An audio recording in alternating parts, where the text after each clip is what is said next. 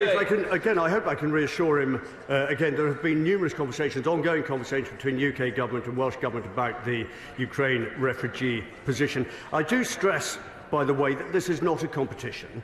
We are working together to try and get the best outcome in a very severe humanitarian crisis. That means that we are putting our political differences to one side. I hope he can join us in that endeavour. We're incredibly grateful to local authorities, charities, the public in Wales, and of course Welsh Government in making this happen at the pace that it has. And I can assure him, having spoken to the Ukrainian ambassador only last week, he is also incredibly grateful for the way in which Wales, in all its different forms, has stepped up to the mark to try and resolve this problem. So I welcome the honourable gentleman's support in attempting to achieve those ambitions. Thank you, Mr. Speaker. Most of the focus around the Freeport opportunity has been focused around maritime ports, understandably. And in that, can I draw my right honourable friend's attention to the merits of Barry Port? But in addition, can I ask him to pay particular attention to Cardiff Airport, very closely associated with Barry Port in itself? And can he reassure me that Cardiff Airport will be central to his thinking? Mr. Speaker, I actually can very grateful to my right honourable friend for raising this. He's right to point out that free ports aren't necessarily confined to coastal areas. Some of the best examples of free ports in the UK are in fact inland free ports, and they're also not all identical. There isn't a one-size-fits-all solution for the whole of the UK. So we're trying to be as flexible as we can at looking at all of the different dynamics, including Cardiff Airport, to make sure that when the bids come in, we're not too prescriptive and we look at all of these things with the most open mind that we can. List West. Question 3, Mr. Speaker.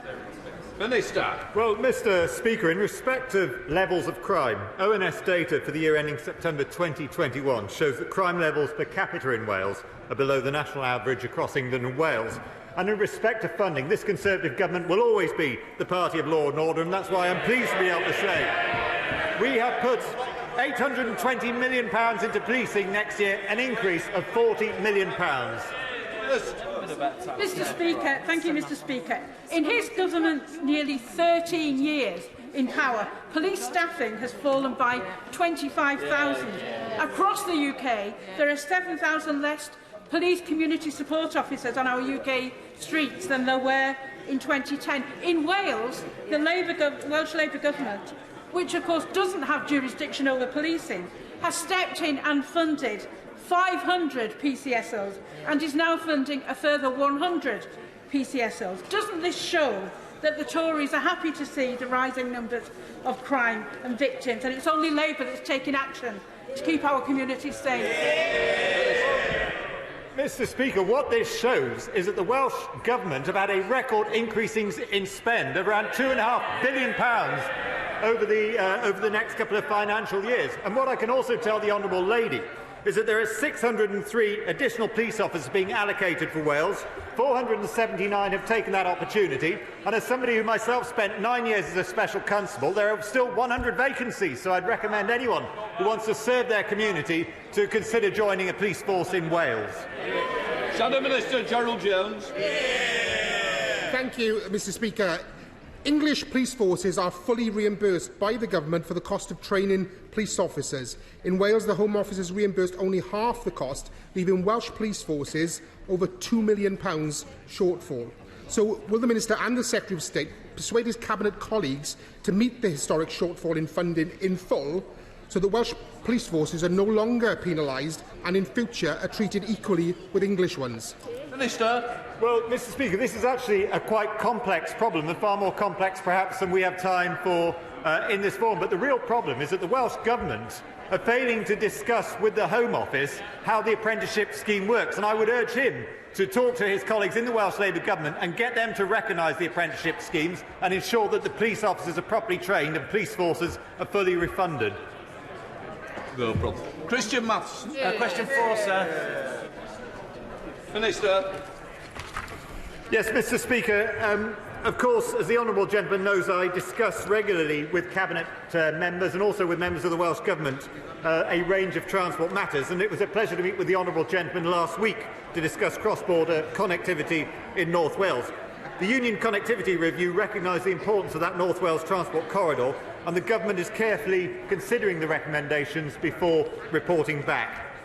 Christian Mr. Matheson. Speaker, can I thank the Minister for meeting me last week? He will understand that if North Wales is going to get the full benefits of HS2, then the Crewe to Chester and onto North Wales line will need to be upgraded, including work at Chester Station.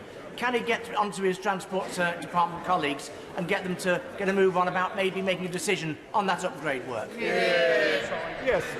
Mr. Speaker, I thought the honourable gentleman made a very powerful case last week about the importance of improvements in Chester, and I think he was also, would also agree that improvements to the rail service in some parts of England will benefit passengers in Wales and vice versa.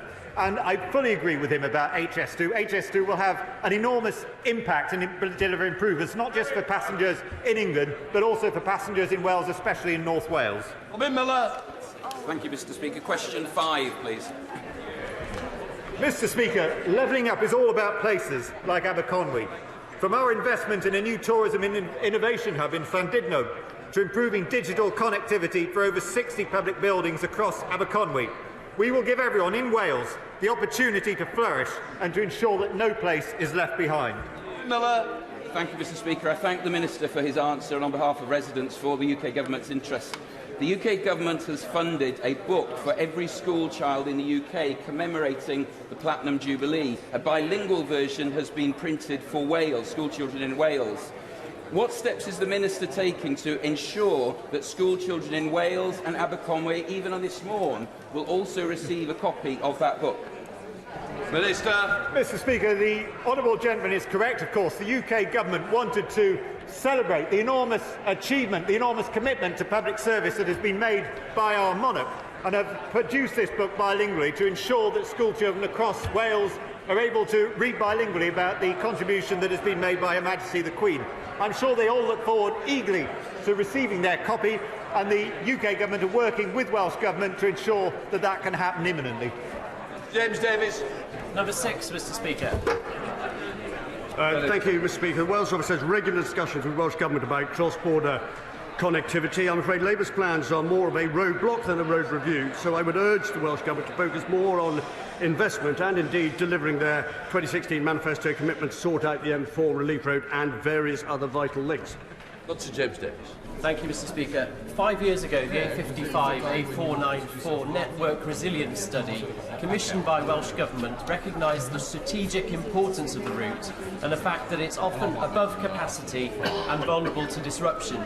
How does my right honourable friend believe the roads review may impact on plans for UK Net, a high-performing strategic transport network for the whole of the United Kingdom? Well, thank you, Mr. Speaker. I know both of the roads that my honourable friend refers to, travel them regularly, well aware of the importance to his constituency in the region's economic future. I would just say that UK Government's sort of contribution to the road infrastructure is second to none in this particular regard. There are some liaisons necessary with Welsh Government clearly over certain aspects of that, and we hope that anyway Welsh Government will publish its strategy quite soon and look again at their road strategy, because a simple moratorium on road improvements and new roads is not the way to restore economic prosperity in his area or indeed anywhere else. Jessica Morton. Number 7, Mr. Speaker. Secretary of State. Thank you, Mr. Speaker. UK Government recognises the importance of the steel industry in Wales and the UK. £30 million loan secured for Chancellor is a demonstration of our commitment to the steel sector, and our response during the pandemic helped secure more than 1,000 jobs, steel jobs in Wales. While campaigning for Brexit in 2016, the Prime Minister told steelworkers in Wales that it was, and I quote, mad that we can't cut steel energy costs because of EU rules. Now we've left the EU, isn't it madder that the government have still done little to cut sky-high energy bills costs, which are a massive burden on our steel producers in Wales? Can I thank the honourable lady, who's been an unbelievably effective campaigner for the steel industry in her area, indeed in Wales more widely. The Business Secretary and myself met the steel sector the other day at the Steel Council. This was an important part of that. The Business Secretary was able to offer some reassurance. What I don't want to do is prejudge what this morning's statement from the Chancellor may say, but I hope she will also, as we have the opportunity, join me in thanking the Trade Secretary for the overnight succession it's had with lifting steel tariffs between the US and the UK. That will make a significant difference to everybody involved in the steel industry in the UK. Baines. Question number 9, please, Mr. Speaker. Secretary of State. Thank you again, Mr. Speaker. There have already been over 10,000 Welsh registrations of interest in the UK government's Homes for Ukraine scheme. Wales is opening its arms to the people of Ukraine, proving that we are all super sponsors now. Simon Baines. Thank you, Mr. Speaker. I'm glad to have been able to help some families leaving Ukraine, and I'd like to congratulate the many people and communities in Clwyd South who have been fundraising and giving practical help in the Ukraine crisis. The Secretary of State, would he give some further details on the Homes for Ukraine scheme with the 10,000 take-up in Clwyd South and across Wales, and how that is helping the situation at present? Thank you, Mr. Speaker. Can I congratulate my honourable friend for the way in which he's been campaigning on this issue? It's a great example of what members across the House have been able to do. I would repeat the answer that I gave to an earlier question about meeting the Ukrainian ambassador last week, and to express his gratitude as well as mine to local authorities, charities, public in Wales, and in particular Welsh Government for that matter. This has been a joint effort and a superb all-round effort involving all of the stakeholders I've mentioned and more. As I stressed to a question earlier, this is not a competition. This is a collaborative effort which has been superb in its early uptake, and I think we will be able to offer the help that we need to the number of people that we need and the timescale that we need because of that level of cooperation. Brennan. Thank you, Mr. Speaker. I hope the House will want to listen to this. Liana, my constituent, is from Ukraine. She's here on a global talent visa in Cardiff. Her mother-in-law is depending on the kindness of strangers in Dublin currently for her accommodation. But the Home Office are not letting her mother-in-law in from Dublin, even though there's a home waiting for her in Cardiff. I noticed that the Home Secretary has actually joined the front bench. Will he have a word with the Home Secretary and ask her to look into this instance where someone's here on a global talent visa for science and can't bring their mother-in-law to stay with them in Cardiff? Could I think, thank you, Honourable Gentleman, for his question. I suspect many members have got similar examples of where there are people who have sadly slipped through the net or in a difficult position. I absolutely give him assurance, as I know the Home Secretary will, that we will look at each and every one of those individual cases and hopefully deliver him the answer that he needs. Sir Lane Saxby. Thank you, Mr. Speaker. Question 11, please. Minister. Mr. Speaker, the UK Government is committed to supporting the development of the floating offshore wind industry in Wales, with £160 million of funding available for floating offshore wind ports and factories across the UK. This funding will ensure that Wales capitalises on the huge opportunities which floating offshore wind in the Celtic Sea presents. Lane Saxby. Thank you, Mr. Speaker. As Chair of the APPG for the Celtic Sea, could my right honourable friend detail what steps are being taken to progress floating offshore wind so those supply chain benefits are felt right the way round the Celtic Sea shores from Pembrokeshire across to North Devon and Cornwall? Minister. Well, Mr. Speaker, I'd like to commend my honourable friend's commitment to championing this opportunity through her role as Chair of the Celtic Sea APPG. And I'd like to finish, Mr. Speaker, by saying that under this Conservative government with this Prime Minister, we will continue to see huge increases in the amount of renewable energy that we produce and supply chain benefits that will be felt across the UK. Craig Williams. Thank you, Mr. Speaker. Welcome offshore wind on the basis it's not onshore. Can I ask my honourable friend to meet with me to ensure we put more of this wonderful renewable energy offshore and stop industrialising the landscape of Montgomery? Mr. Speaker, it's always a pleasure to meet with my honourable friend, and I can assure him that this Conservative government will continue to support floating offshore wind in a way that will have the support of the public. Before we come to Prime Minister's questions, I would like to point out the British Sign Language interpretation of proceedings is available to watch on Parliament Live TV. We now start with questions to the Prime Minister. Helen Hayes. Question number 1, Mr. Speaker. Prime Minister. Mr. Speaker, this morning I had meetings with ministerial colleagues and others. In addition to my duties in this House, I shall have further such meetings later today. Hayes. Thank you, Mr. Speaker. The degrading strip search of child Q 2 years ago in a school that should have been a safe place, at the hands of police officers who she should have been able to trust, has caused anger and distress across the country. On Monday, the policing minister failed to answer 4 separate questions in this chamber, asking when he first knew about child Q and what urgent action he took in response. So I asked the Prime Minister, when did he first hear about the strip search of child Q in her school, and whether he believes that the characteristic dither and delay of his government in responding to this appalling case is remotely acceptable when it comes to the safety of children.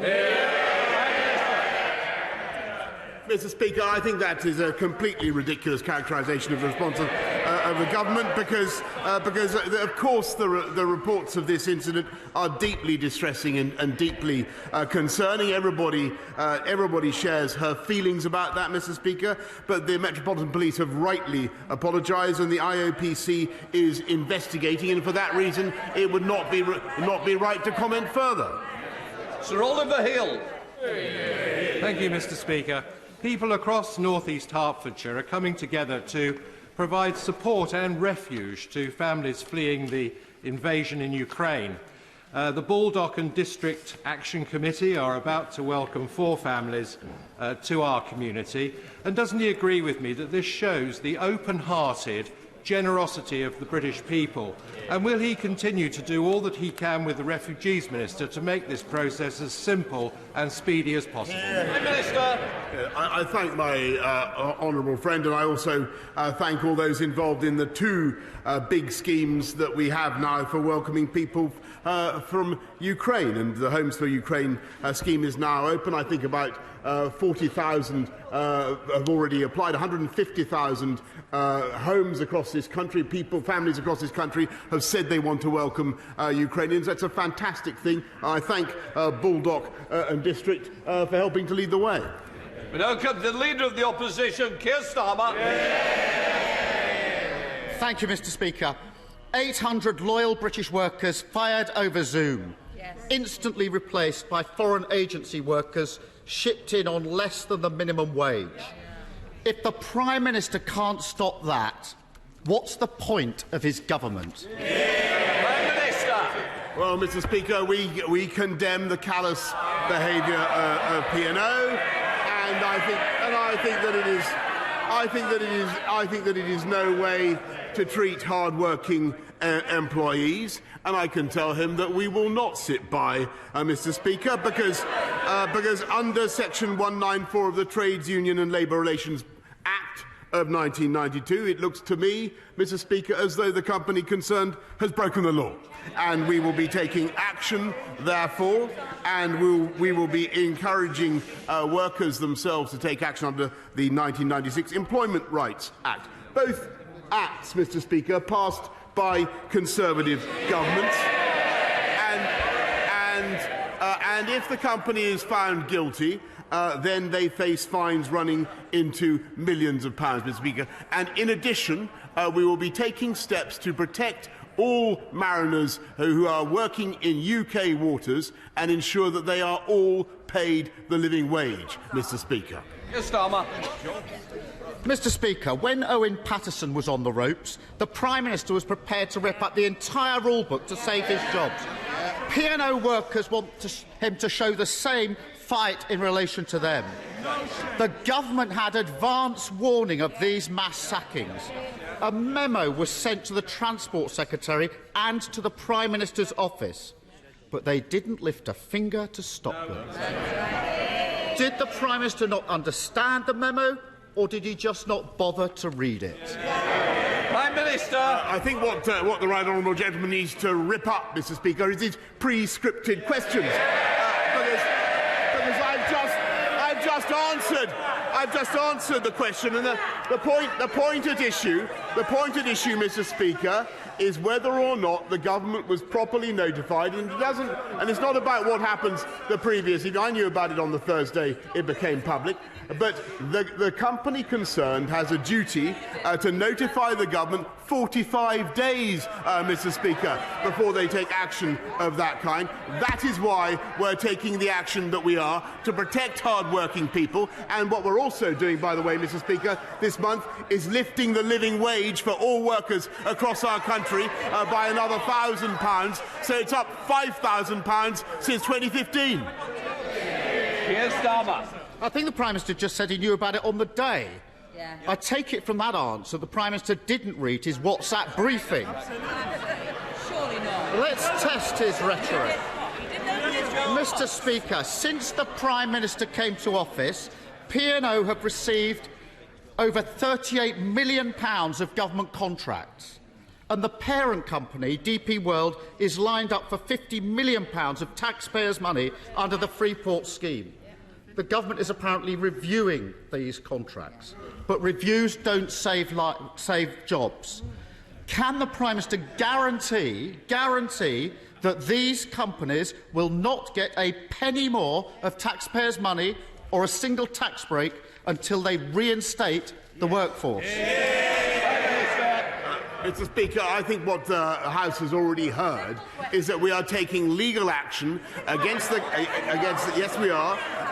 company concerned under the 1992 Employment and Trades Union and Labour Relation Act, and that is the right thing to do, because it seems to me, Mr. Speaker, that they have broken the law. But if he is asking this government to do what Labour usually want us to do and actively pitchfork away investment around the country from overseas, Mr. Speaker, then that is not what we will do. We'll take them to court, we'll defend the rights of British workers. What we will not do, Mr. Speaker, is launch a wholehearted campaign, as they would want, against overseas investment, because that is completely wrong, and wrong for those workers, Mr. Speaker. Well, DP World must be quaking in their boots. The Prime Minister says how disappointed he is in them, whilst handing them £50 million. Prime Minister said about the law, speaking of hollow reviews, as the law stands, it's not illegal to pay seafarers below the national minimum wage, right, even if they're working out of UK ports and in UK waters. 2 years ago, Prime Minister, his government admitted that that was unjustifiable 2 years ago, and promised 2 years ago, you've guessed it, to review it. 2 years on, despite what he says today, nothing's been done, leaving the gate wide open for P&O. British workers don't need another empty review, they need action. So when will the Prime Minister fix that gap in the law? Mr. Speaker, with great humility, I must ask the right honourable gentleman to listen to the answer that I gave to the first question, because it would then help him to scrap his third or fourth question and try another one. We are going to address the defects in the 1998 Living Wage Act, Minimum Wage Act, and make sure that everybody serving in the UK exclusive economic zone, working in the UK exclusive economic zone, gets paid the living wage as people do in the rest of the country. Here's Starmer. The problem is that's what he said 2 years ago. It didn't happen, and P&O took advantage of the gap left wide open by this Prime Minister. Yes. P&O's behaviour comes off the back of a string of fire and rehire cases. Profitable companies threatening to fire workers unless they accept a pay cut. The Prime Minister keeps telling us just how opposed he is to fire and rehire. But as we saw on Monday, Mr. Speaker, as we saw on Monday, he doesn't have the backbone to ban it. Whilst he sits on his hands, more and more workers are having their lives thrown upside down by this appalling practice. What good to them is a Prime Minister who's all mouth and no trousers? Well, Mr. Speaker, the most notable practitioners of fire and rehire are, of course, the Labour Party themselves. But he may be interested. He may be interested to know we will be vindicating the rights of British workers, UK employees under UK law. But the law that the P&O, the company themselves, are allegedly relying on was introduced, I can tell him, as a result of EU directives. And never forget, Mr. Speaker, and he may not like it, that's the reality. He would have kept us unable to change it, unable to get out of it. He would have made it impossible for us to protect UK employees in the way that we're going to do. But what we're doing, Mr. Speaker, above all, is ensuring that workers in this country have the best protection of all, which is a job, Mr. Speaker. And under this government, thanks to the steps that we have taken, thanks to the stewardship of the economy by my right honourable friend, which you'll be hearing about in a little bit more, Mr. Speaker, we have people in payroll employment, 600,000 more of them than before the pandemic began. He can complain all he likes, but on Monday he ordered all of his lot to abstain on a vote to ban, fire and rehire. And they all did. And then, Mr. Speaker, to add insult to injury, after the vote, his party posted a message saying that, where possible, they will look to find P&O workers new jobs. Pathetic. They don't want new jobs. They want their old jobs back. They don't want a Prime Minister hoisting the white flag. They want him to fight for their livelihoods. 82,000 seafarers in this country. I've spoken to dockers, engineers, deckhands and sailors. They're all worried about what this means for them. This morning, one of them said to me, if P&O can get away with this, other companies will get rid of us too and replace us with cheap labour from abroad. Why does the Prime Minister think that they will take a crumb of comfort from his half-assed bluster and waffle today? Mr. Speaker, P&O plainly aren't going to get away with it any more than any other company that treats its employees in that scandalous way, Mr. Speaker. And this is a historic moment for this country, actually, because it's now 2 years since 2 years to the day that we went into lockdown. And that plunged this country into the biggest, deepest loss of output that we've seen in our lifetimes. And thanks to the Chancellor, who protected the economy, who protected jobs, who protected companies, we've now been able to come out faster and more effectively than any other comparable economy. We have unemployment back down to 3.9%. We have 600,000 more people on the payroll, Mr. Speaker. And the best assurance we can give workers around the country is that the economy is now bigger than it was before the pandemic began. And we will continue to get the big calls right, as we got the big calls right during the pandemic. They got the big calls wrong. They would do absolutely nothing to protect workers, let alone P&O workers, Mr. Speaker, because not only would they have kept us in lockdown and kept those ships in port, Mr. Speaker, unable to move, that's the reality, kept those ships in port, but, Mr. Speaker, there has never been a Labour government that left office with unemployment lower than when they began. That is the reality, and that's their record on jobs.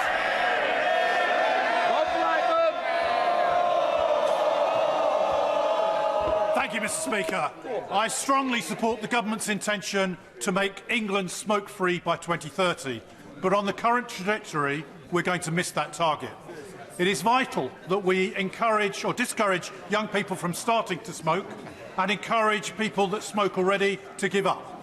So does my right honourable friend agree with me that it's now time to raise the age of legal sale of tobacco products from 18 to 21 and impose a levy on the profits of the big tobacco companies to raise £700 million that we can put to smoking cessation services on the basis that the polluter must pay? Well, thank you. Thank you very much. He is absolutely right about smoking. It's the biggest single cause of preventable death in this country. As he'll know, Javed Khan OBE is undertaking an independent review of smoking, and I'm sure he will want to take my honourable friend's suggestions into account. SNP spokesperson leader of the SNP in Blackford.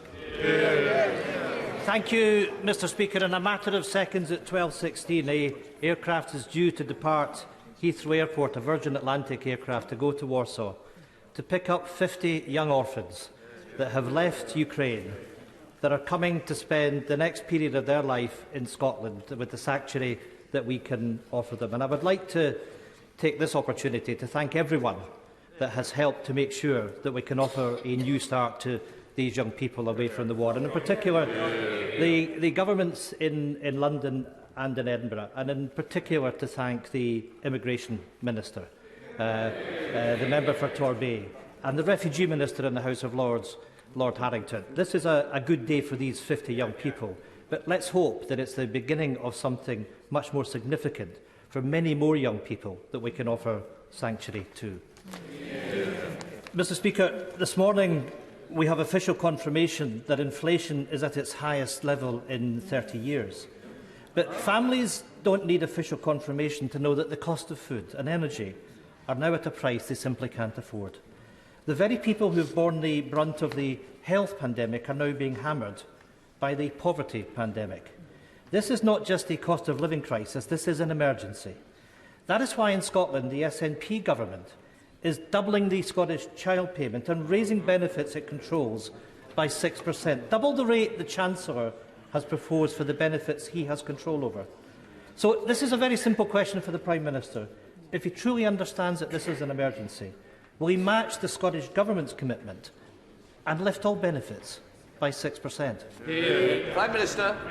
I thank him very much. And we all recognise the inflation, global inflation, is causing a real cost of living crisis, not just here but around the world. In the US, inflation is now running at more than 8%, where at the levels in other European countries. We're doing everything we can to help people.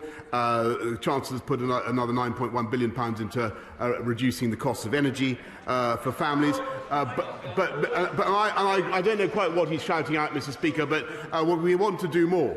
And Scotland, I can tell him, is in the lead in helping this country to solve its energy problems, not just with more offshore wind, Mr Speaker, but by abandoning the phobia of our own hydrocarbons, which I think are going to be vital for transition and avoid us being blackmailed by Putin's Russia. And on his point about the orphans, Mr Speaker, I'm grateful to him for his efforts. I thank him, and it's another example, if I may say, without embarrassing him further, of the burgeoning cooperation between us. Well, of course, Mr Speaker, we want to make sure we open our doors in Scotland and welcome refugees, that we have that generosity of spirit, but we'll leave that there for now. Can I say to the Prime Minister that inflation is at 6% and increasing?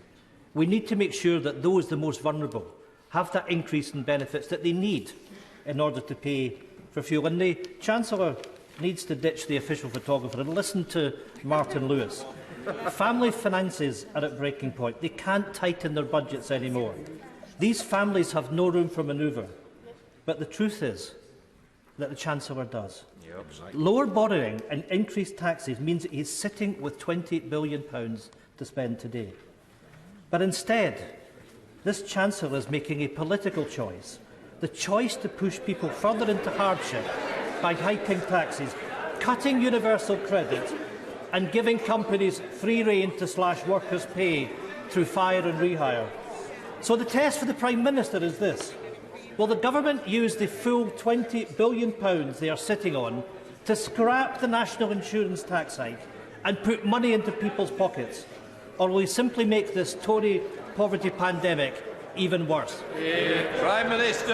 Right, well, I just advise Mystic Meg over here that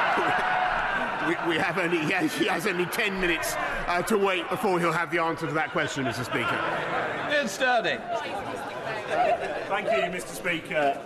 I warmly welcome the improvements to our national Ukraine refugee response. But in the weeks since these improved measures, numbers fleeing Putin's invasion have sadly doubled to 3.5 million and are expected to go even higher.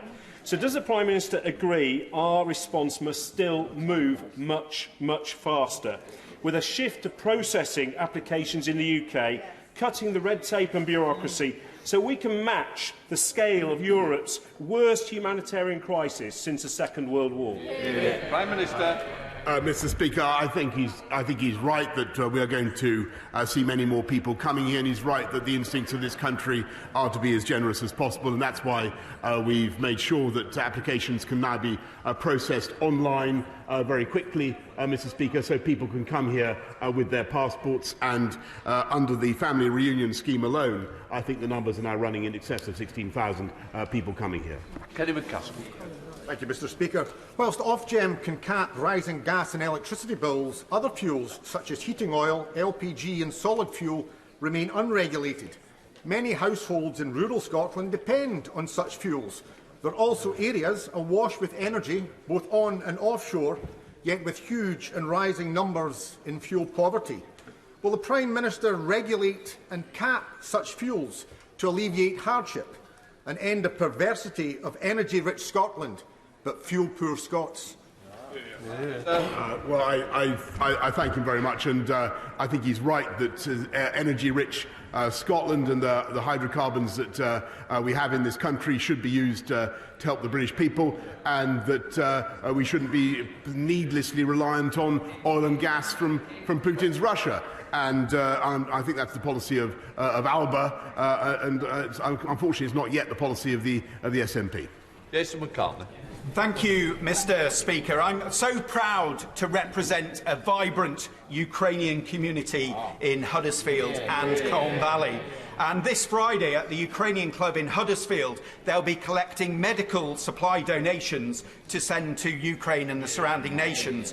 Will the Prime Minister join me in thanking all of our community in West Yorkshire who have rallied round their Ukrainian neighbours and friends, and also continue to put the UK at the forefront of donations of not only humanitarian and medical supplies, but also the military aid that is allowing the Ukrainian people to fight so bravely against Putin and his cronies?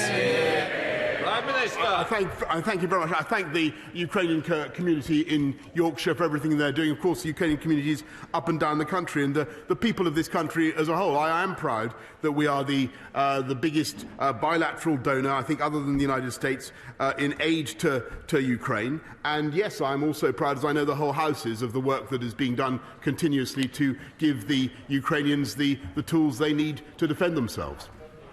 Graham Stringer. Mr. Speaker, the Football Association are refusing to move the semi-final between Liverpool and Manchester City from Wembley. There are no trains from the North West that day, which means 50 or 60,000 people will have to go by road. Bad for the fans, bad for the environment.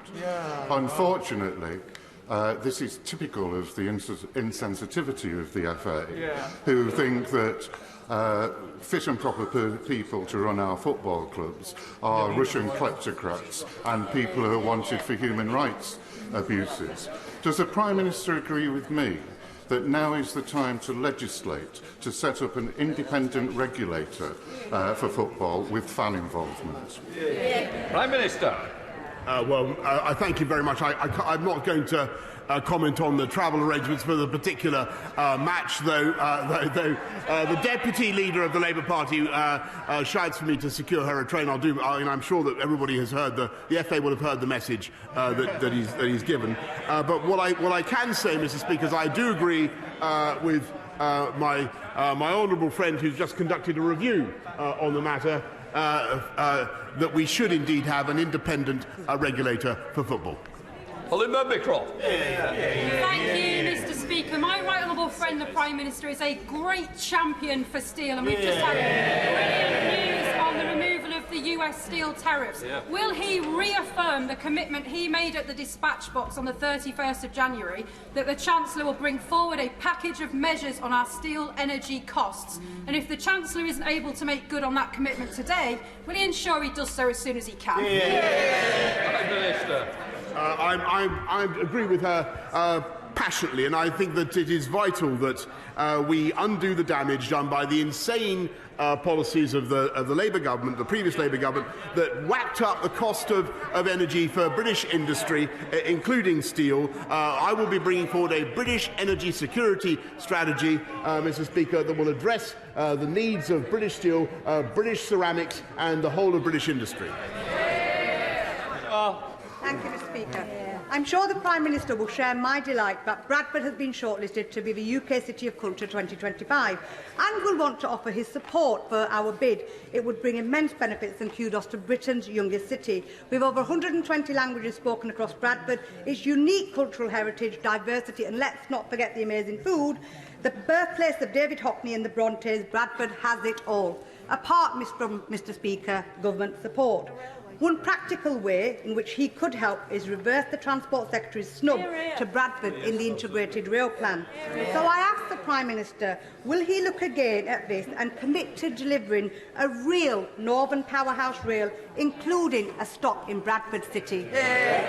Prime Minister. Mr. Speaker, I congratulate Bradford on being shortlisted in the way that that wonderful city has been, but I think she's wrong about what the integrated rail plan said, because already it's committing to cut the journey times, just from memory, from Leeds to Bradford from 20 minutes to 12 minutes, if I remember correctly. And Mr. Speaker, we are continuing to look at ways of making sure that high-speed rail goes direct to Bradford.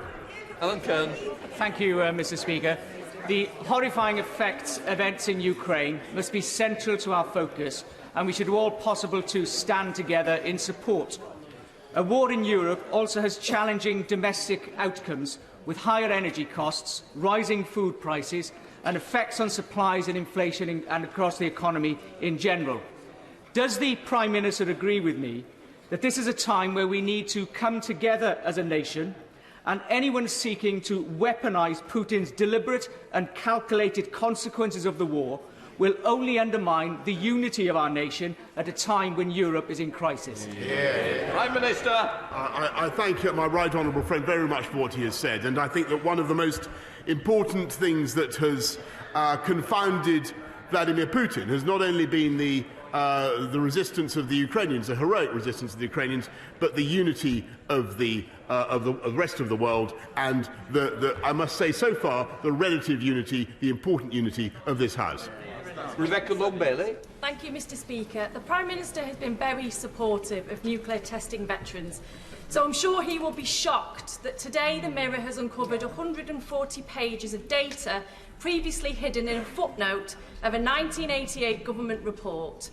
There's now concern that the High Court and this House may have been inadvertently misinformed in 2008 when told that only 159 men in UK nuclear weapons tests were exposed to dangerous radiation, when today's data shows exposure numbers were actually 2,314.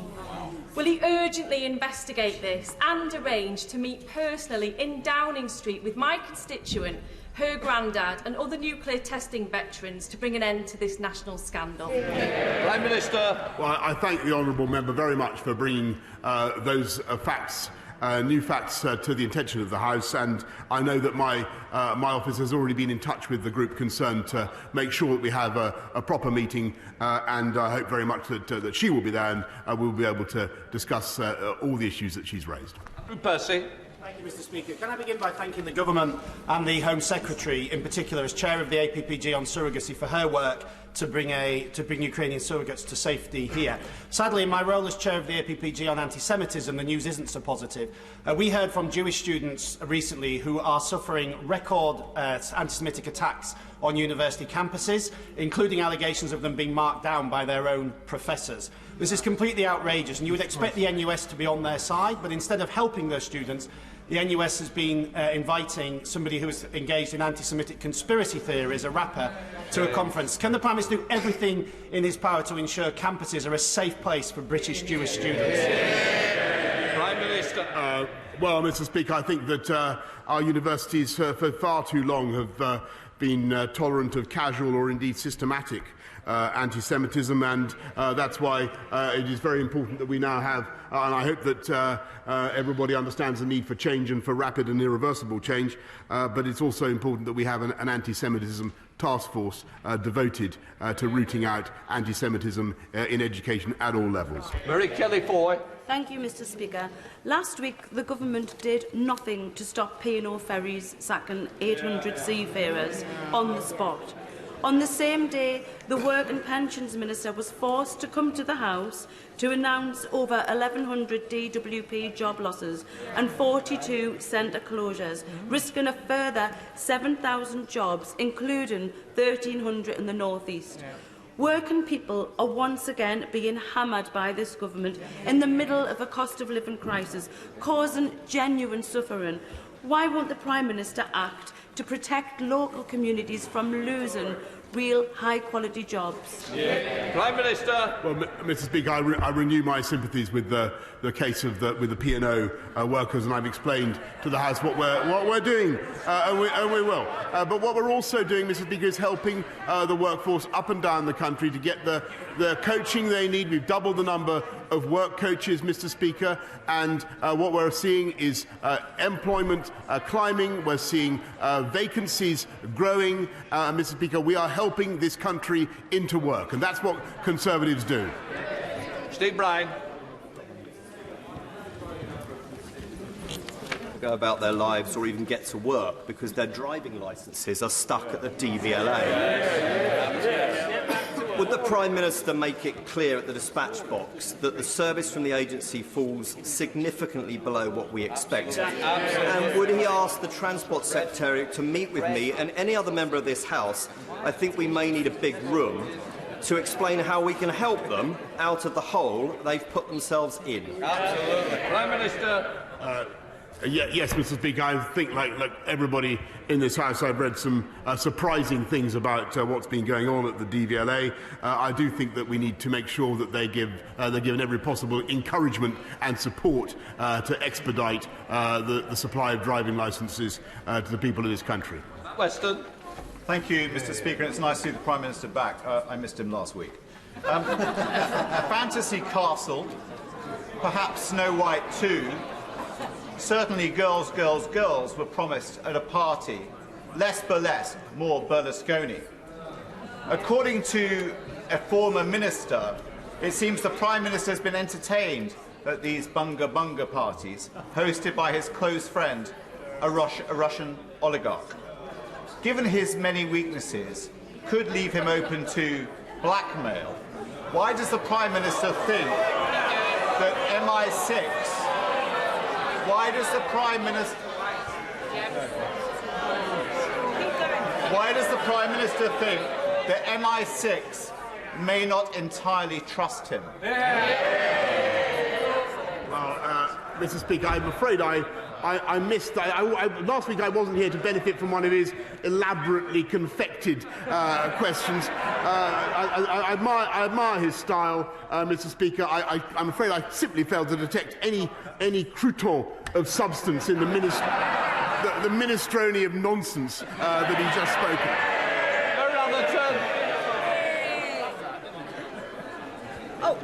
Thank you, Mr. Speaker.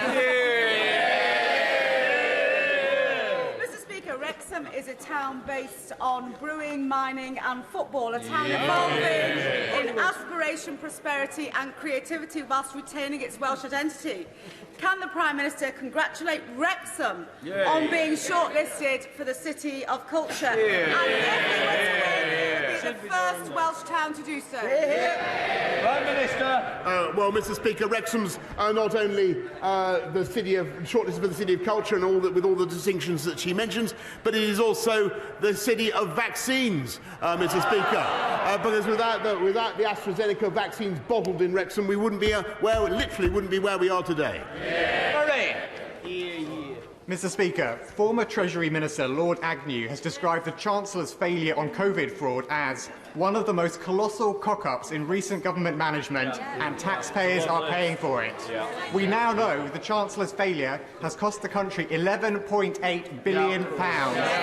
almost exactly the same as the amount national insurance is going to be increased on working people in the coming year. Does the Prime Minister think it is fair to demand working people pay the bill for the Chancellor's failures? Mr. Speaker, I remember him when he was doing planning at Islington Council, and a complete cock-up he made of that. What I can tell him is that this government has made sure that we got the PPE, we got the supplies that were needed in record time, and that was absolutely vital. And at a time, Mr. Speaker, when they were calling on us to go further and faster. And never forget, under the last Labour government, there was £23 billion lost in fraud every year. Angela Richardson. Thank you, Mr. Speaker. I welcome the important interim report from Dr. Hilary Cass, in which she highlights the need for more research into our young girls, why so many of them are presenting with gender distress. Well, my right honourable friend agreed to meet with me and other concerned colleagues and to discuss how we can constructively support these young people who are experiencing gender distress. Prime Minister. Yes, Mr. Speaker, I would be very happy to meet with my honourable friend, and I think that this is one of those issues that the whole House is coming to realise is one that requires extreme sensitivity, tact, love and care. We must recognise that when people want to make a transition in their lives, that they should be treated with the maximum possible generosity and respect. And we have systems in this country that allow that and have done for a long time. We should be very proud of it. But I do want to say, in addition, Mr. Speaker, that I think when it comes to distinguishing between a man and a woman, that the basic facts of biology remain overwhelmingly important, Mr. Speaker. The Prime Minister met the chairman of P&O owners, DP World, to discuss setting up a free port in London. And just last year, the Foreign Secretary met DP World as well. DP World run ports in the UK which employ more than 600 workers. So if the Prime Minister wants to remove the latest suspicion of his conflicts of interest, will he tell his Dubai millionaire friends that if they want contracts to run free ports here, they must reinstate P&O workers and guarantee the jobs of DP World workers too? Can I just say, we need to use more moderate and temperate language in this chamber. Prime Minister. Mr. Speaker, I have one overwhelming interest, and that is to protect and preserve the jobs and livelihood of the British people. And that's what we're doing. And that's what we'll do with the P&O workers, but we'll also make sure that we continue to attract overseas investment in the record ways that we currently are. They would drive it away. We won't, Mr. Speaker. Shall Warren. This year marks the 50th anniversary of the expulsion of Asians from Uganda, the country where I was born. Under Ted Heath's government, people across the country opened up their homes for many of these Asians, who then settled and became part of the fabric of our great nation. That British generosity is again being seen as people open up their homes for people fleeing Ukraine as they come to our country. May I urge the Prime Minister to pick up those files from 50 years ago, wipe off the dust, and take on board those positive lessons so we can ensure that the Homes for Ukraine scheme has the maximum success. Minister. Yes, Mr. Speaker, and I think the whole country can be proud of the way the UK welcome people fleeing Idi Amin's Uganda, and I'm sure that there are many members of the House, or several members of the House, and I know the Home Secretary herself, her family was a beneficiary of that scheme and that moment. This country is overwhelmingly generous to people fleeing in fear of their lives. We will continue to be so. 800 British workers sacked over Zoom by P&O, owned by the government of Dubai, to be replaced with foreign exploited agency workers on less than £2 an hour. The Prime Minister can pass an instrument now to close the loophole so that the national minimum wage applies on UK international routes. Is he going to stand up for British workers or the oil state dictator Dubai?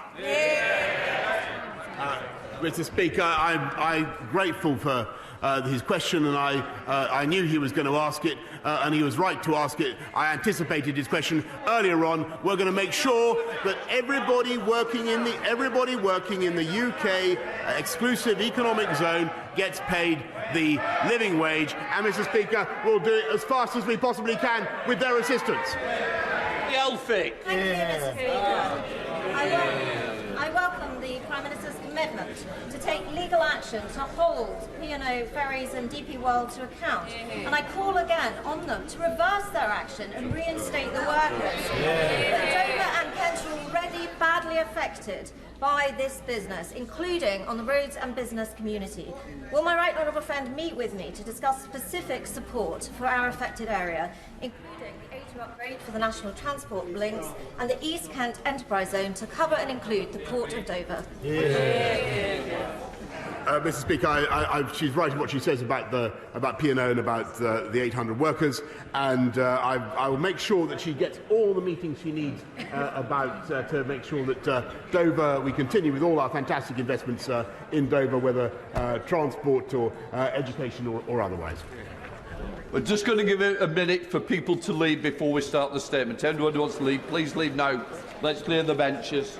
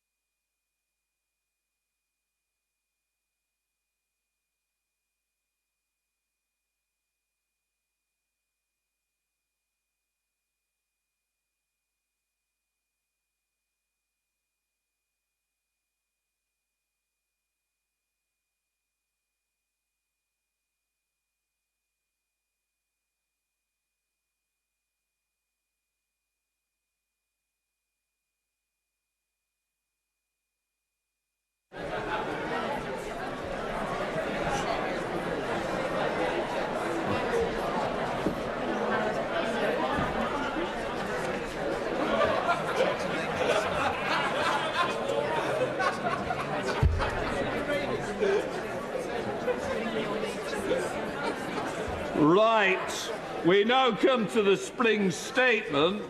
I now call the Chancellor of the Exchequer, Rishi Sunak.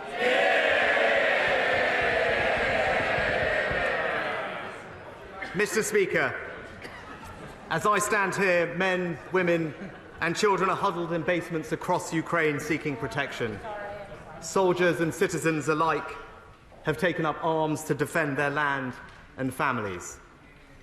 The sorrow we feel for their suffering and admiration for their bravery is only matched by the gratitude we feel for the security in which we live. And what underpins that security is the strength of our economy.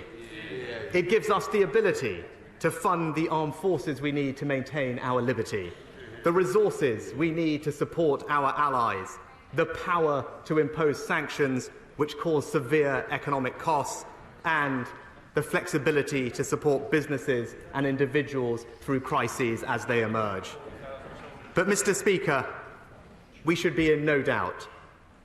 Behind Putin's invasion is a dangerous calculation that democracies are divided, politically weak and economically insecure, incapable of making tough long-term decisions to strengthen our economies. Mr. Speaker, this calculation is mistaken. What the authoritarian mind perceives as division, we know are the passionate disagreements at the heart of our living, breathing democracy. What they see as chaos, we know is the freedom to be dynamic and innovative. And what they call the inherent weakness of open societies and free economies, we know is the source of our strength. We will confront this challenge to our values, not just in the arms and resources we send to Ukraine, but in strengthening our economy here at home.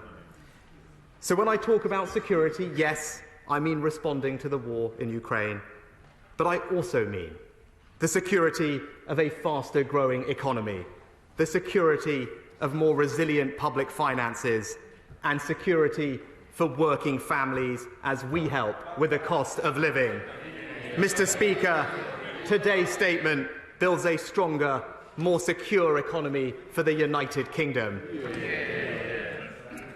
We have a moral responsibility to use our economic strength to support Ukraine and working with international partners to impose severe costs on Putin's regime. We are supplying military aid to help Ukraine defend its borders, providing around £400 million in economic and humanitarian aid, as well as up to $500 million in multilateral financial guarantees, and launching the new Homes for Ukraine scheme to make sure those forced to flee have a route to safety here in the UK. And we are imposing sanctions of unprecedented scale and scope.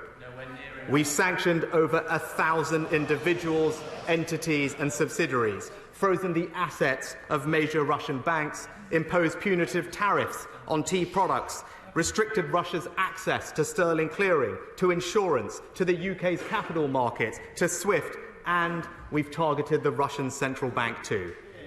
Be in no doubt, these sanctions, coordinated with our allies, are working. The Russian ruble plummeted to record lows. The Moscow Stock Exchange has been largely suspended for a month, and the Central Bank of Russia has been forced to more than double interest rates to 20%. We warned that an aggressive, unprovoked invasion would be met with severe economic costs, and it has. I'm proud to say, as the whole House will say, we stand with Ukraine.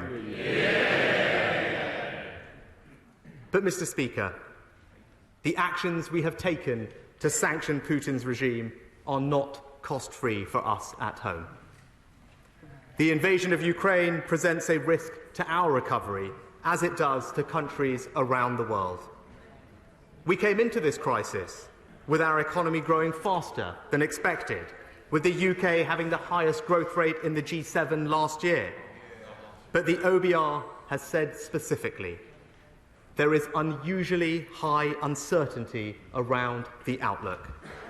It is too early to know the full impact of the Ukraine war on the UK economy. But their initial view, combined with high global inflation and continuing supply chain pressures, means the OBR now forecasts growth this year of 3.8%. The OBR then expect the economy to grow by 1.8% in 2023 and 2.1%, 1.8% and 1.7% in the following 3 years. The House will take comfort that the lower growth outlook has not affected our strong jobs performance. Unemployment is now forecast to be lower in every year of the forecast. It is already at 3.9%, back to the low levels we saw before the pandemic. But, Mr. Speaker, the war's most significant impact domestically is on the cost of living. COVID and global factors meant goods and energy prices were already high. Statistics published this morning show that inflation in February was 6.2%, lower than the US and broadly in line with the euro area.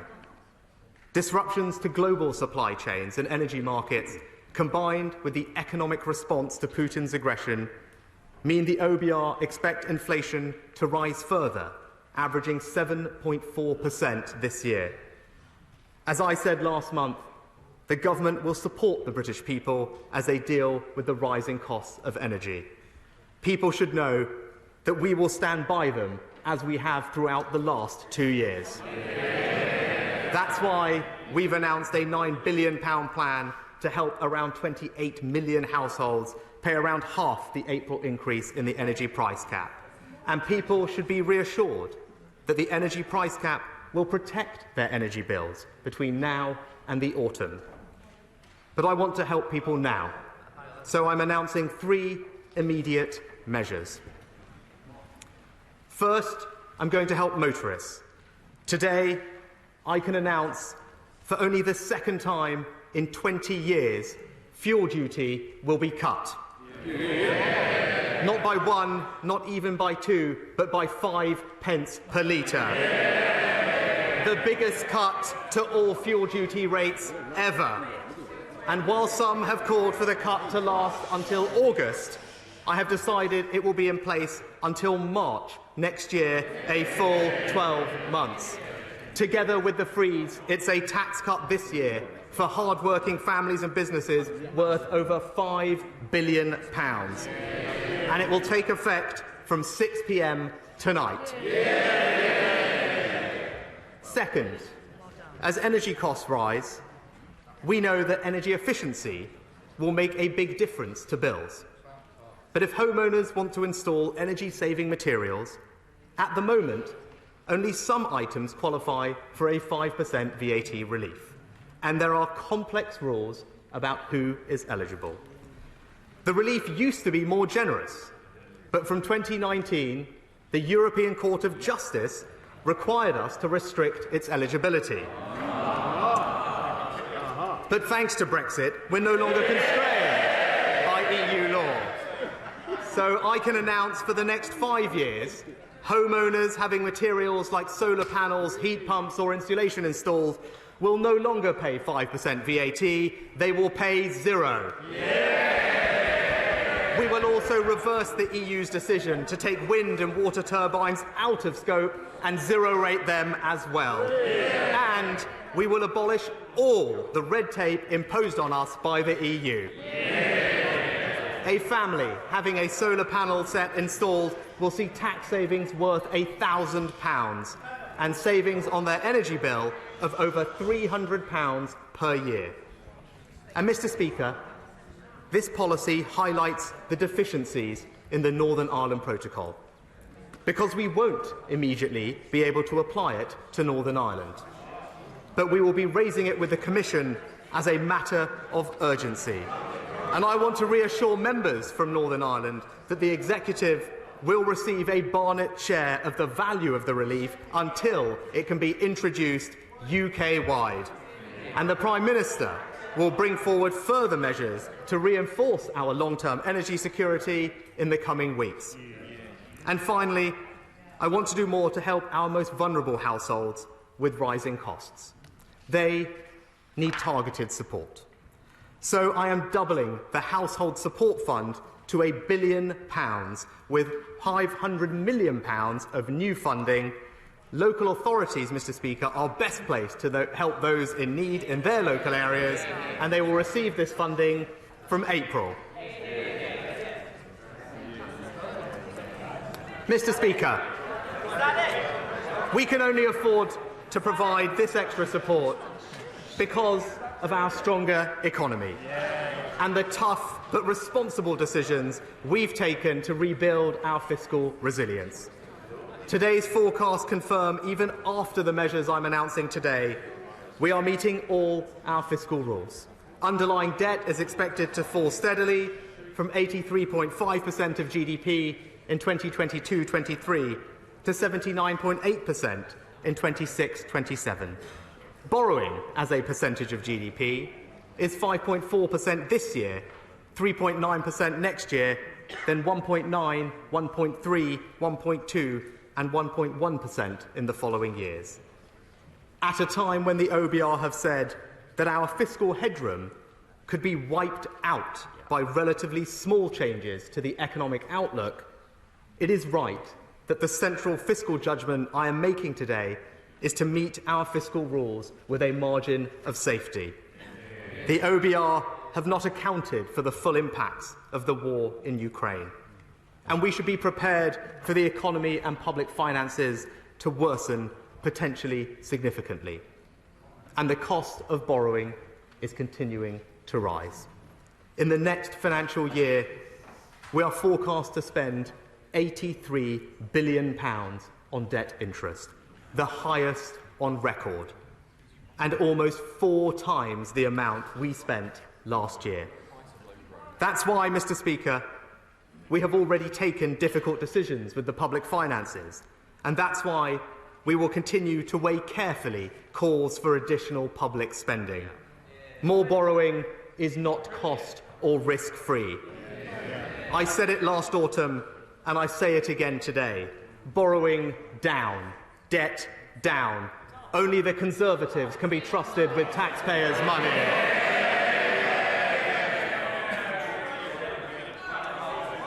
So, Mr. Speaker, our response to the immediate crisis in Ukraine has been unwavering.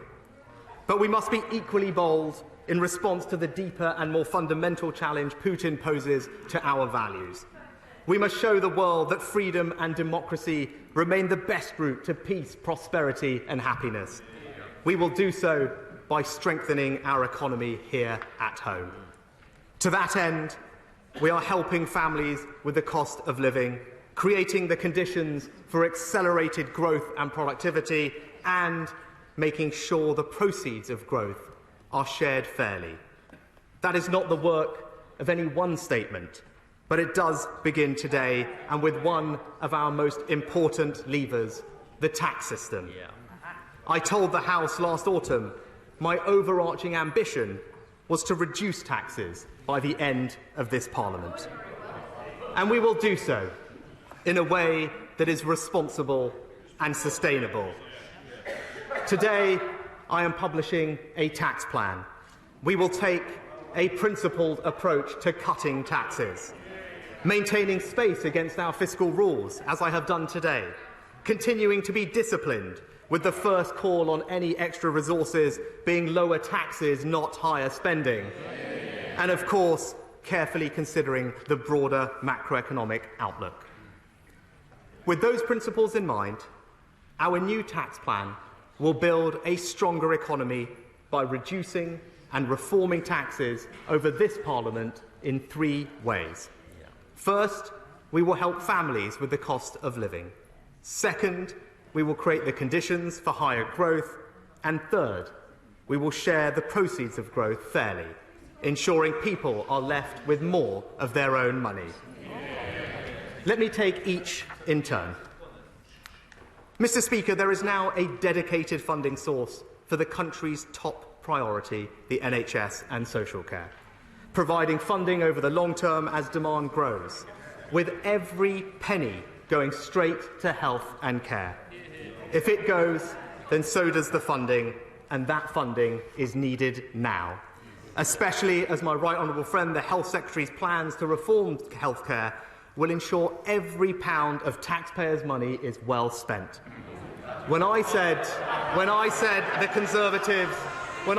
Conservatives were the party of public services, the party of the NHS, I didn't just mean when it was easy. It is a total commitment.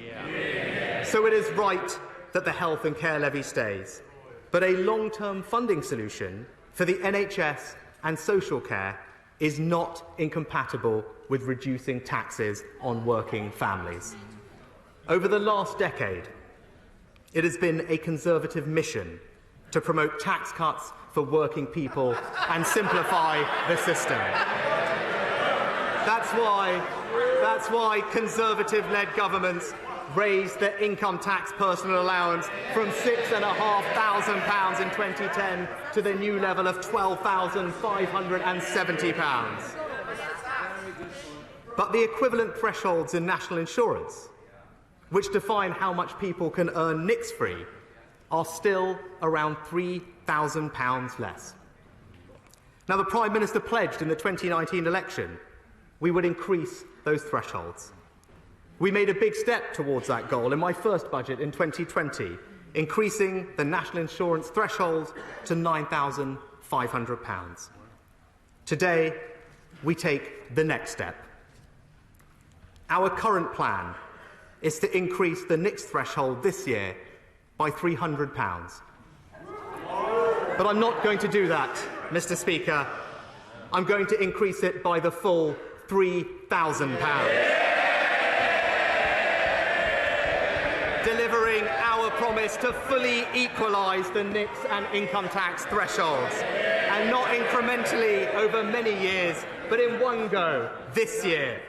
From this July, people will be able to earn £12,570 a year without paying a single penny of income tax or national insurance.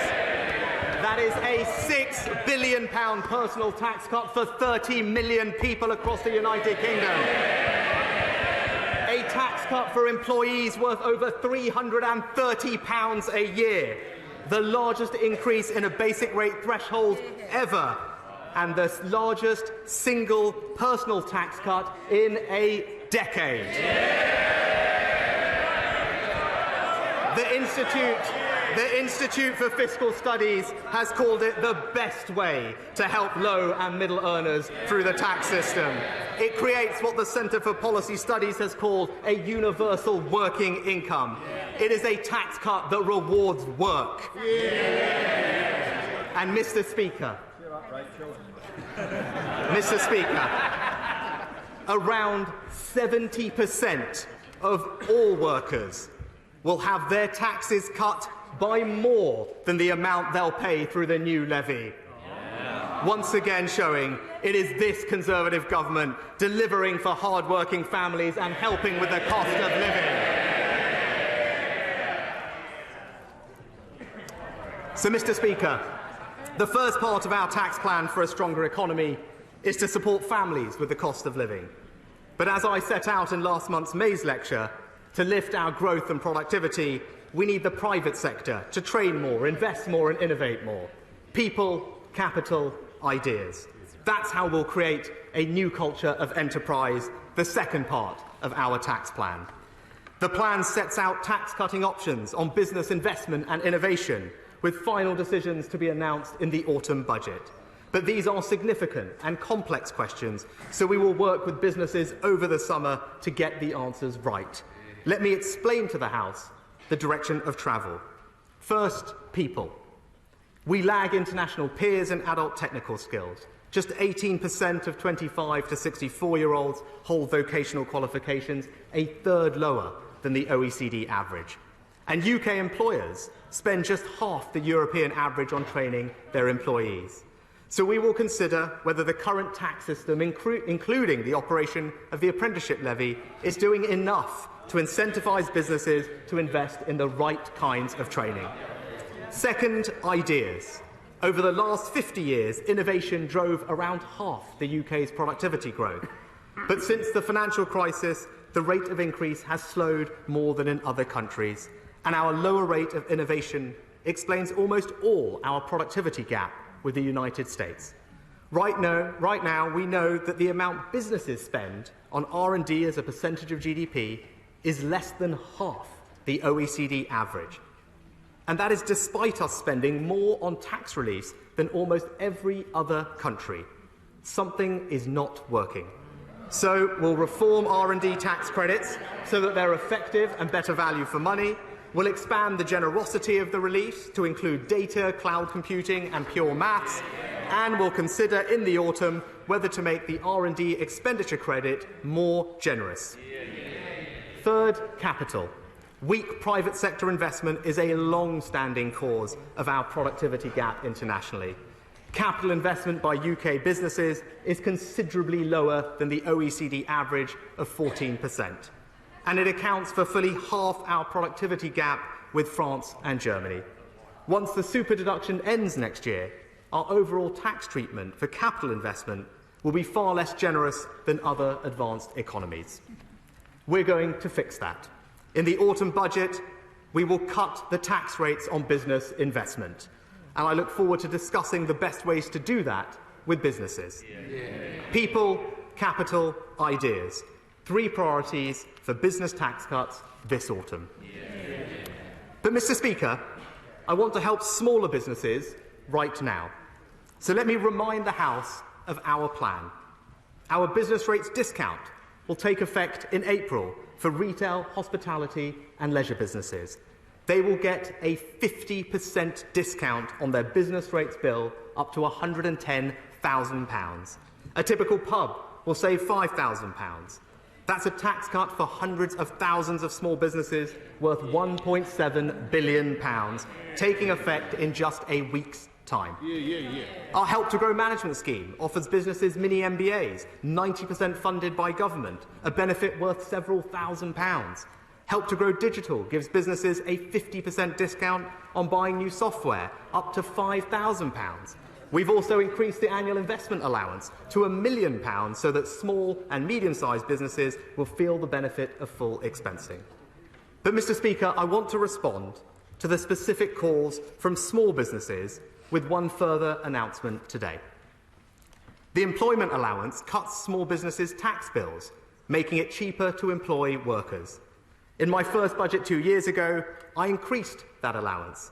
Today, I'm going further. From April, the employment allowance will increase to £5,000. That's a new tax cut worth up to £1,000 for 500,000 small businesses starting in just 2 weeks' time. So, Mr. Speaker, future tax cuts on business investment and innovation, a business rates discount worth £1.7 billion, Help to Grow schemes worth thousands of pounds per business, an annual investment allowance worth up to £1 million, and a new tax cut on the cost of employment worth £1,000 per company. Once again, Mr. Speaker, it is this Conservative government delivering for British business.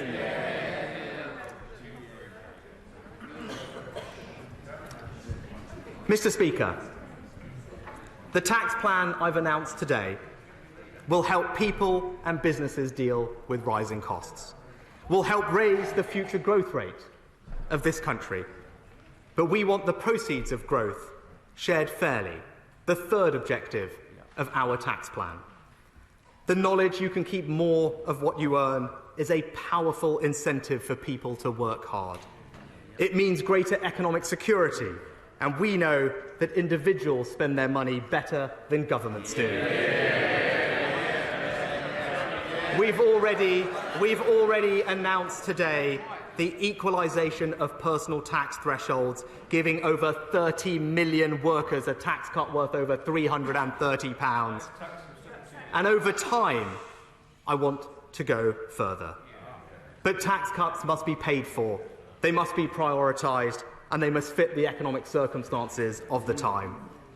A clear goal for Conservative Chancellors, and even some Labour ones, has been to cut income tax. The fact this has happened only twice in 20 years tells you how hard it is to do. COVID and the war in Ukraine have only added to the difficulty of achieving this by the end of this Parliament. I'm sure all members of this House recognise and understand those challenges. It would clearly be irresponsible to meet this ambition this year, and yet I refuse to let that ambition wither and drift. By 2024, the OBR currently expect inflation to be back under control, debt falling sustainably, and the economy growing. Our fiscal rules are met with a clear margin of safety. And so my final announcement today is this. I can confirm before the end of this Parliament in 2024, for the first time in 16 years, the basic rate of income tax will be cut from 20 to 19 pence in the pound. A tax cut for workers, for pensioners, for savers. A £5 billion tax cut for 30 million people. And let me be clear with the House, it is fully costed and fully paid for in the plans announced today. Last year, I told the House I would cut taxes for hard-working families, but I would do so in a responsible and sustainable way. And today, I am delivering on that promise. So let me say this. Cutting taxes is not easy. It requires hard work, prioritisation, and the willingness to make difficult and often unpopular arguments elsewhere. It is only because this government has been prepared to make those difficult but responsible choices to fix our public finances that I can stand here and tell this House that not only are taxes being cut, but the debt is also falling whilst public spending is increasing. This doesn't happen by accident, Mr. Speaker. we can deliver for the British people today and into the future, because unlike the party opposite, we have a plan. A plan that reforms and improves public services. A plan to grow our economy, a plan to level up across the United Kingdom, a plan that helps families with the cost of living, and yes, a tax plan that cuts taxes on working families by over £330, cuts taxes on fuel by 5 pence a litre, cuts taxes on business, and yes, for the first time in a long time, cuts income tax. Mr. Speaker, let me end by simply saying this. My tax plan delivers the biggest net cut to personal taxes in over a quarter of a century, and I commend it to this House.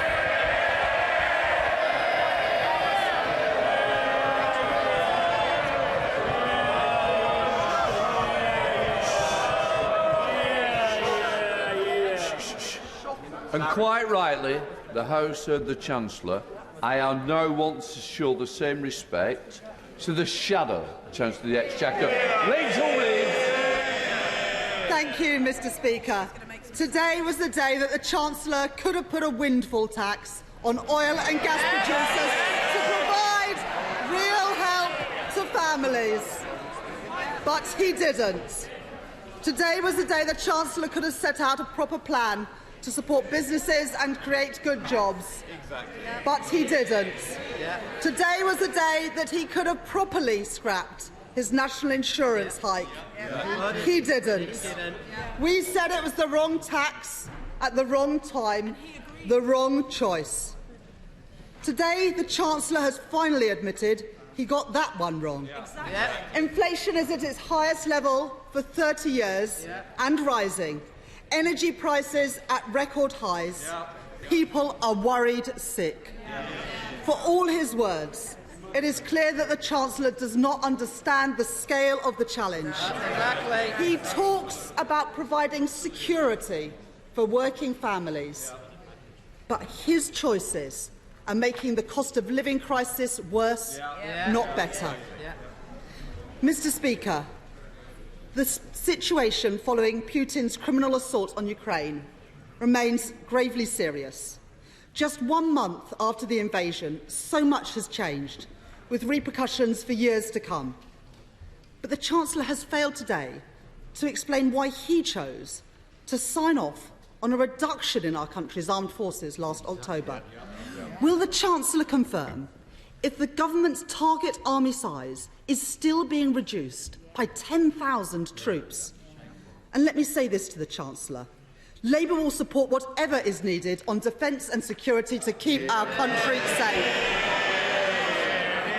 Mr. Speaker, the tremors following Putin's aggression will impact on Britain, including economically. But the cost of living crisis predates Putin's attack on Ukraine. In October, inflation was already forecast to be double the Bank of England's target. And yet the Prime Minister said that fears of inflation were unfounded. Today we learned that inflation has reached 6.2% and is expected to go higher in the coming months. People are rightly looking to their government to help them weather this storm. Labour will support sensible measures to ease this pressure. But what the Chancellor has announced today says everything we need to know about his priorities. The cost of living crisis is hitting people particularly hard because incomes have been squeezed during the last 12 years of Conservative governments. Ordinary families, disabled people, pensioners, facing really difficult choices. Mums skipping meals so that their children don't. Families struggling to buy new school shoes and uniforms for their children. Older people hesitating to put the heating on because they're worried about the cost. At the weekend, the Chancellor was asked about fuel poverty, and he didn't even know the numbers. It is shameful that he doesn't, because when Martin Lewis predicts that 10 million people could be pushed into fuel poverty, the Chancellor should sit up and listen. And we know that pensions and security are not going to keep up with inflation.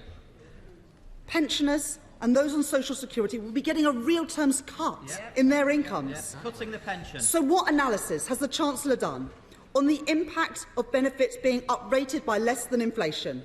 How many more children and pensioners will drift into poverty because of the choices of this government? Cutting the pension. And who does the Chancellor prioritise? He continues to defend the record profits of oil and gas producers, who themselves admit that they have more money than they know what to do with. BP describes this crisis as a cash machine for them, but it is British people who are paying out. And it is deeply regrettable that the SNP have joined the Tories in wanting to shield oil and gas producers from Labour's progressive measures. When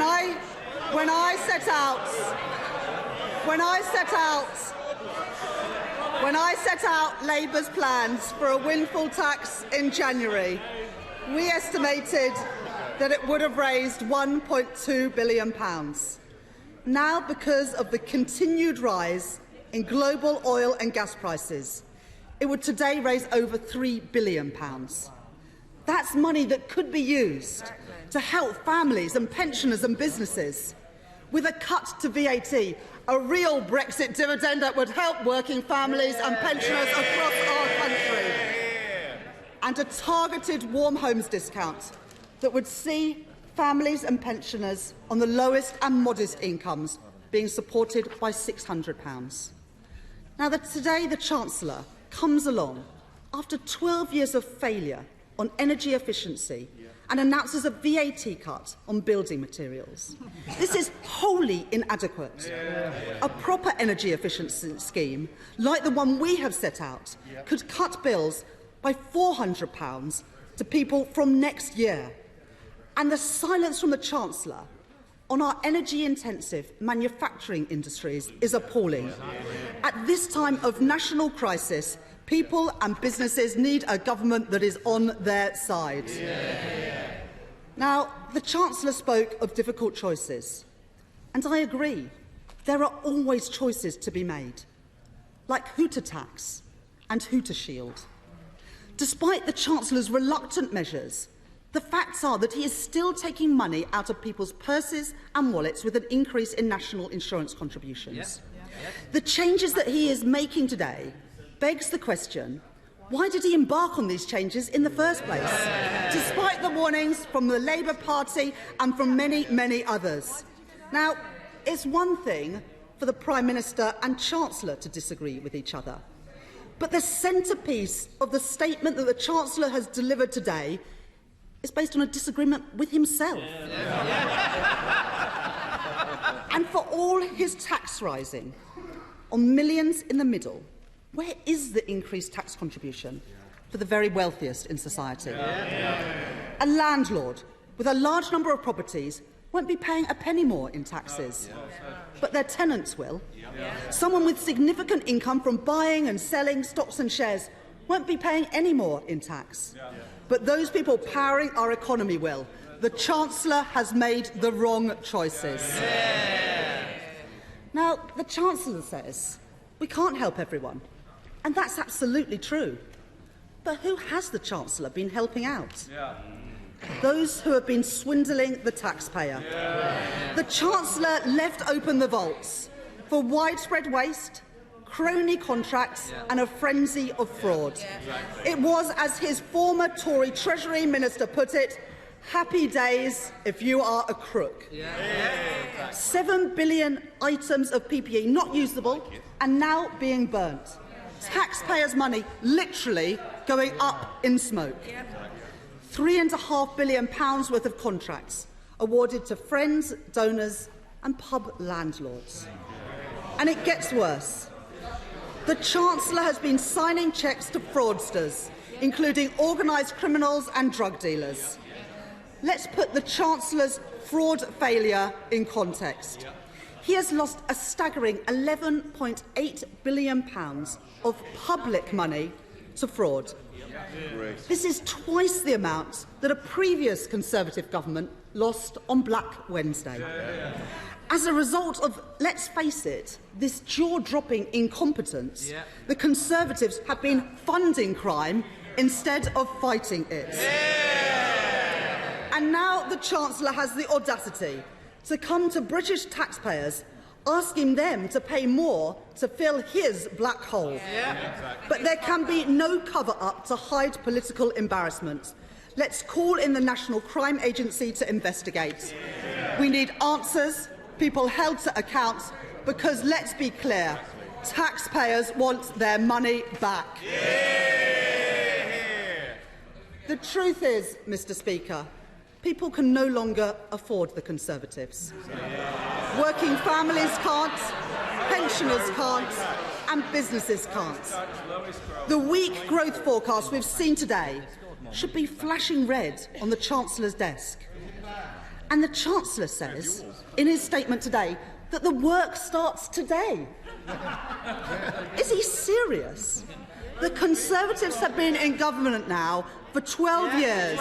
Not 12 hours. What has taken them so long? Because since his party entered government, the UK has experienced the biggest downgrade in growth of any major economy. With the last Labour government, economic growth was 2.1% a year. Under the last 12 years of the Conservatives, it's averaged 1.5%. And now we know that growth has been downgraded this year too. Now, growth is essential for funding our public services, keeping taxes under control and keeping a handle on public finances too. That's why Labour have announced a tough set of fiscal rules to get our debt and our deficit down. But the truth is that because of this government's failure to get the economy growing, it's this Chancellor that has to put up taxes on families and businesses a staggering 15 times. This Chancellor has raised taxes more in the last 2 years than any previous Chancellor in the last 50. Now, he says it's all down to the pandemic, but the truth is the Conservatives have become the party of high taxation because they are the party of low growth. Now, I understand that the Chancellor has a portrait of Nigel Lawson above his desk. Well, today we've got an energy price crisis, record prices at the pumps, inflation is back. The truth is, he's not Nigel Lawson, Mr. Speaker.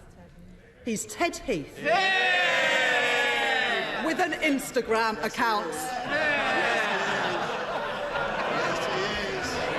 Labour would be getting the economy firing on all cylinders, ensuring that we buy, make and sell more in Britain, scrapping business rates and replacing them with a fairer system fit for the 21st century, something that small businesses and high street businesses are crying out for, and the Chancellor mentioned it not at all in his statement today. A climate investment pledge to decarbonise the economy, create good jobs in every part of Britain and strengthen our energy security too. Businesses are seeing unprecedented increases in their costs right now. But all we hear from this Chancellor today is a promise of jam tomorrow, rather than the support that is needed now. And today's statement lacks the long-term plan for productivity, skills and growth. Where is it, Chancellor? Mr. Speaker, I can't help but feel that in both the Chancellor's recent May's lecture and in his statement today, we are presented with increasingly incredible claims. Perhaps the Chancellor has been taking inspiration from the characters in Alice in Wonderland. Or should I say, Alice in Sunak-land? Because nothing here is quite as it seems either.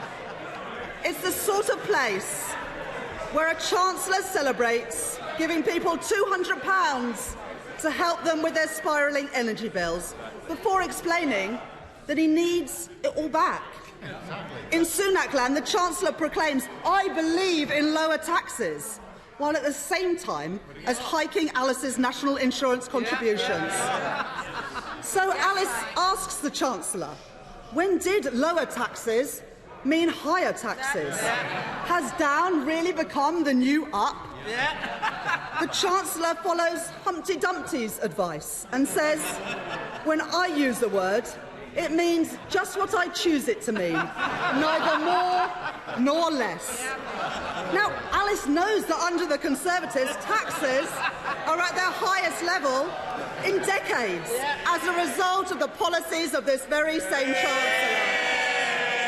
In fact, this Chancellor was the only G7 finance minister to raise taxes on working people during this crucial year of recovery. Curiouser and curiouser. As Alice climbs out of the rabbit hole to leave Sunak land, she recalls the words of the White Rabbit and concludes that perhaps the Chancellor's reality is just different from yours. The actual reality, Mr. Speaker, is that this Chancellor's failure to back a windfall tax and his stubborn desire to pursue a national insurance tax rise are the wrong choices. In 8 days' time, people's energy bills will be rising by 54%. 2 weeks today, the Chancellor's latest tax hike will start hitting working people and their employers. His national insurance tax rise was a bad idea last September, and he's admitted it's an even worse one today. The Chancellor is making an historic mistake. Today was the day to scrap the tax rise on jobs. Today was the day to bring forward a windfall tax. Today was the day for the Chancellor to set out a plan to support British businesses. But on the basis of the statement today and the misguided choices of this Chancellor, families and businesses will from now on endure significant hardship as a result. The Chancellor has failed to appreciate the scale of the challenge that we face, and yet again he is making the wrong choices for our country.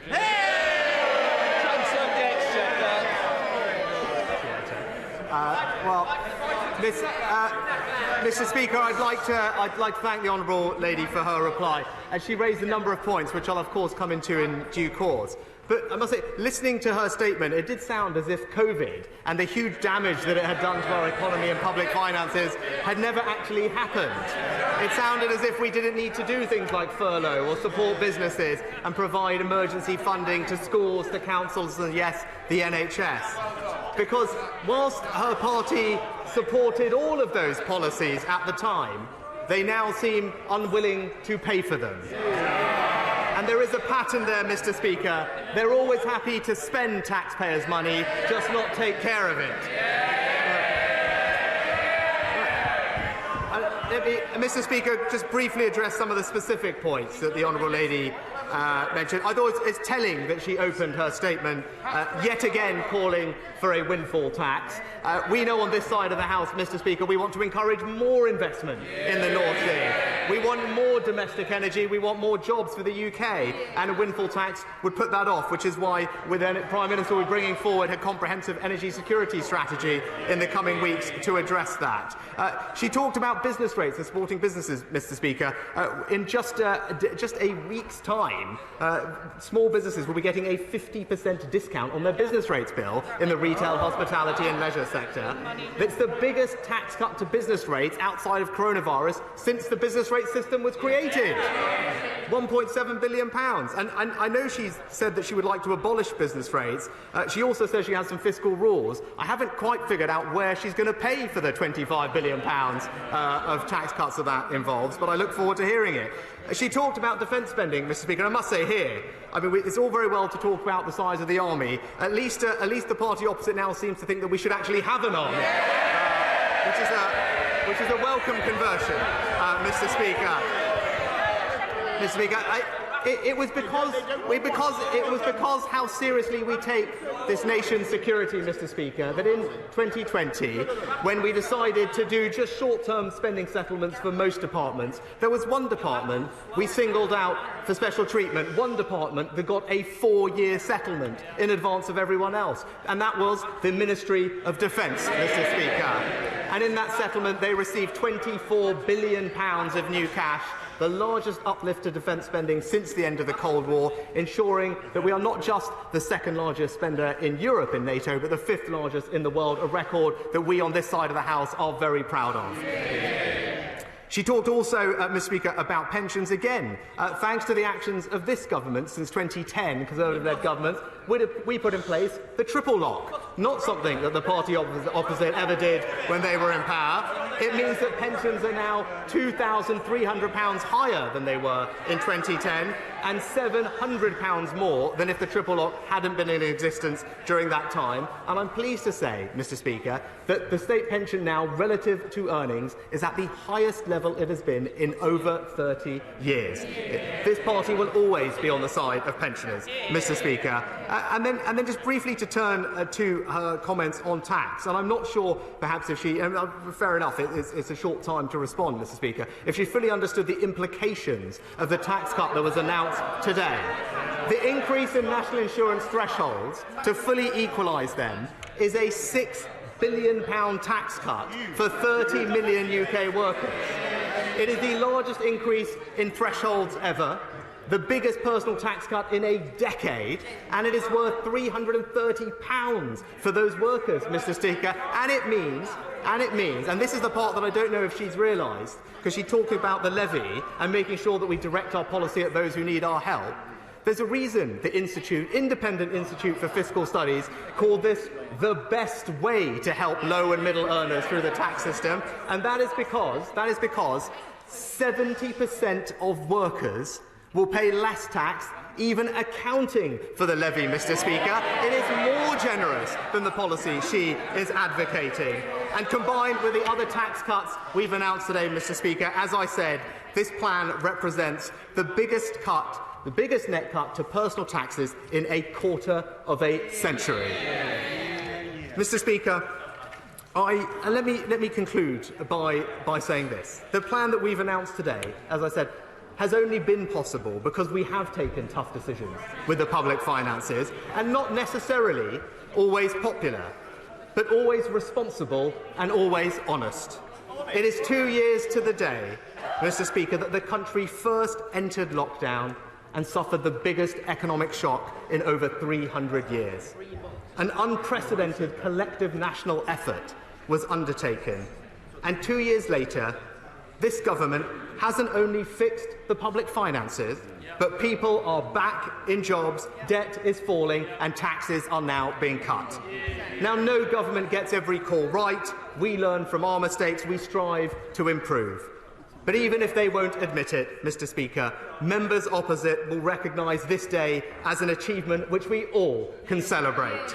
I've said it before to the party opposite, and I'll say it again. There is a fine line between reasonable criticism and political opportunism, and in my experience, the British people can always tell the difference. Other in the House, Sir Peter Bottomley. I think the Shadow Chancellor's remarks were best remembered when she pointed out the Conservatives won the 2010 election and we won the 2019 election, and it's probably a very good thing for the country that we did. The Chancellor has met the major obligations, which have public spending, which helps the economy to grow, which allows for more jobs and more government revenue coming in. And he's also concentrated, he's pointed out just now, that the changes to national insurance do the things that Martin Lewis would applaud, as well as the institutes. And if you have those three people supporting, so my support, I may say so, it's very welcome.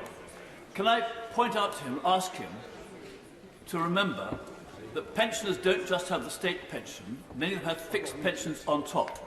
And getting inflation down as fast as possible is vitally important to them. They can't go for a bigger pay increase if they're not at work. And can I finally say to him that some areas of public spending don't make it easy to have efficiencies. If teachers' salaries make up most of the cost of education, it's very important to make sure that we don't squeeze education and wreck our schools and the future for the pupils. On things like cladding, when amendments come to the Building Safety Bill from the Lords, can he please not keep his purse completely shut, but if money needs advancing so that people's homes can be safe and saleable, please consider that openly. Mr. Speaker, I thank my honourable friend for his support, and I think he's I think he's right to highlight some of the independent commentators who have supported the policies announced today.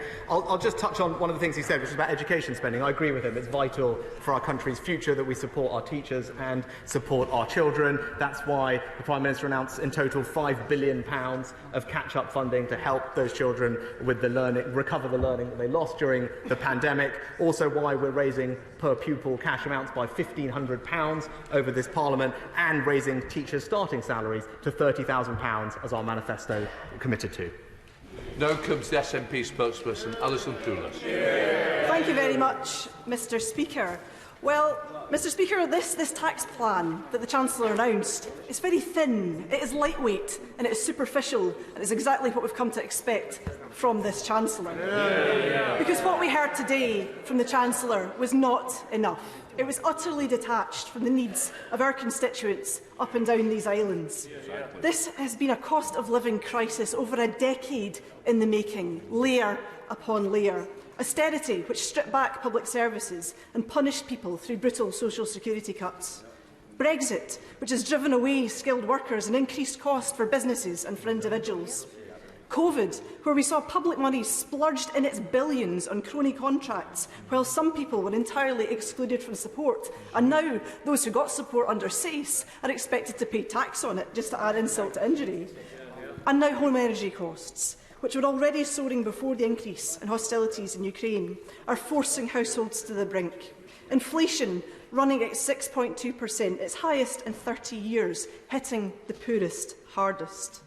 Food prices rising, especially for the basics, and food banks seeing record numbers of people coming through their doors. The Chancellor said he's going to increase the household support fund, but really, is that it? Is that it? Because people are desperate and they need a good deal more help than that. Mr Speaker, we know that sanctioning Russia is not cost-free, but the Tories cannot use this as a sleight of hand to distract from the layers of pain which lie beneath the current crisis. Each of these layers has seen political choices and opportunities for change squandered by this UK Tory government and its predecessors, and we see this again today. And this Chancellor has increased taxes more in 2 years than Gordon Brown did in 10, while people are struggling. The Treasury Select Committee issued a report this morning, and it says that the UK Government must take further action to support UK households, in particular those on lower incomes, to manage the subsequent rise in energy and other costs. Now, his announcement on NICs is welcome. We've been calling for it for years. It's not something that the Chancellor should have brought today. It's something he should have brought a long time ago. And hiking national insurance is a tax on individuals, but also, Mr Speaker, a tax on jobs. Employers are already facing increased costs in energy and materials, and this is a pressure that many businesses will not be able to bear. SMEs in particular need more support. Hospitality and tourism in particular have struggled through the pandemic, and now the Chancellor is moving VAT from 12.5% back to 20% at a time when consumers have much less money in their pockets. We in these benches called for this cut before the Chancellor brought it in, and we support the UK Hospitality's VAT's Enough campaign. Mr Speaker, cutting universal credit by £20 a week at a time when people need it the most. Carly, a single mum, spoke at the gingerbread reception on Monday and told us all how important it was that that money was there, because things are tighter than they have ever been. No further support for people on legacy benefits and disabled people who often face higher energy costs and have no option in those costs. A taper put in place that only helps people that are in work. Benefits just not going far enough, as they don't keep pace with inflation, and a welfare cap that punishes people for their circumstances. And an end to the triple lock, and nothing for the waspy women outside campaigning yet today, still losing out on what should have rightfully been theirs. The Scottish Government, by contrast, is doing what it can within its limited budget to support people, uprating the 8 Scottish social security benefits that we control by 6%, increasing the Scottish child payment to £20 a week, a lifeline to families. This Government should be doing the same. 5p off fuel is something, but it doesn't help those who are paying for trains and buses. The Chancellor cut air passenger duty during COP26, but he still offers nothing for the millions of commuters who use public transport every day. Mr Speaker, I don't know if the Chancellor has ever had a prepayment meter. I don't think they fit them. I don't think they fit them, Mr Speaker, for swimming pools. But 4.5 million people across these islands. She says it's pathetic. 4.5 million people across these islands. 4.5 million people across these islands experiencing the stress and despair of watching the money run out on their prepayment meters. Prepayment customers, Mr Speaker, already pay higher bills than those in direct debit, and they may struggle even to access the Chancellor's Heat Now, Pay Later loan if it doesn't go automatically to pay back the debts on that meter. Mr Speaker, the Fuel Bank Foundation, who provide top-ups to those who are struggling on prepayment meters, have seen a 75% increase in demand already. That's before the prices we are seeing now. Nothing either from the Chancellor on customers on heating oil or LPG who must fill up by the tank. And those on heating oil have seen their tank costs for 500 litres in a tank go from £250 to between £600 and £900. These people have no choice about how they get that energy. Where are they in the Chancellor's priorities today? Mr Speaker, nuclear, which the Government touted an awful lot before the statement today and was missing from the Chancellor's statement, interestingly, is not the answer to reducing people's bills. It is slow and it is eye-wateringly expensive.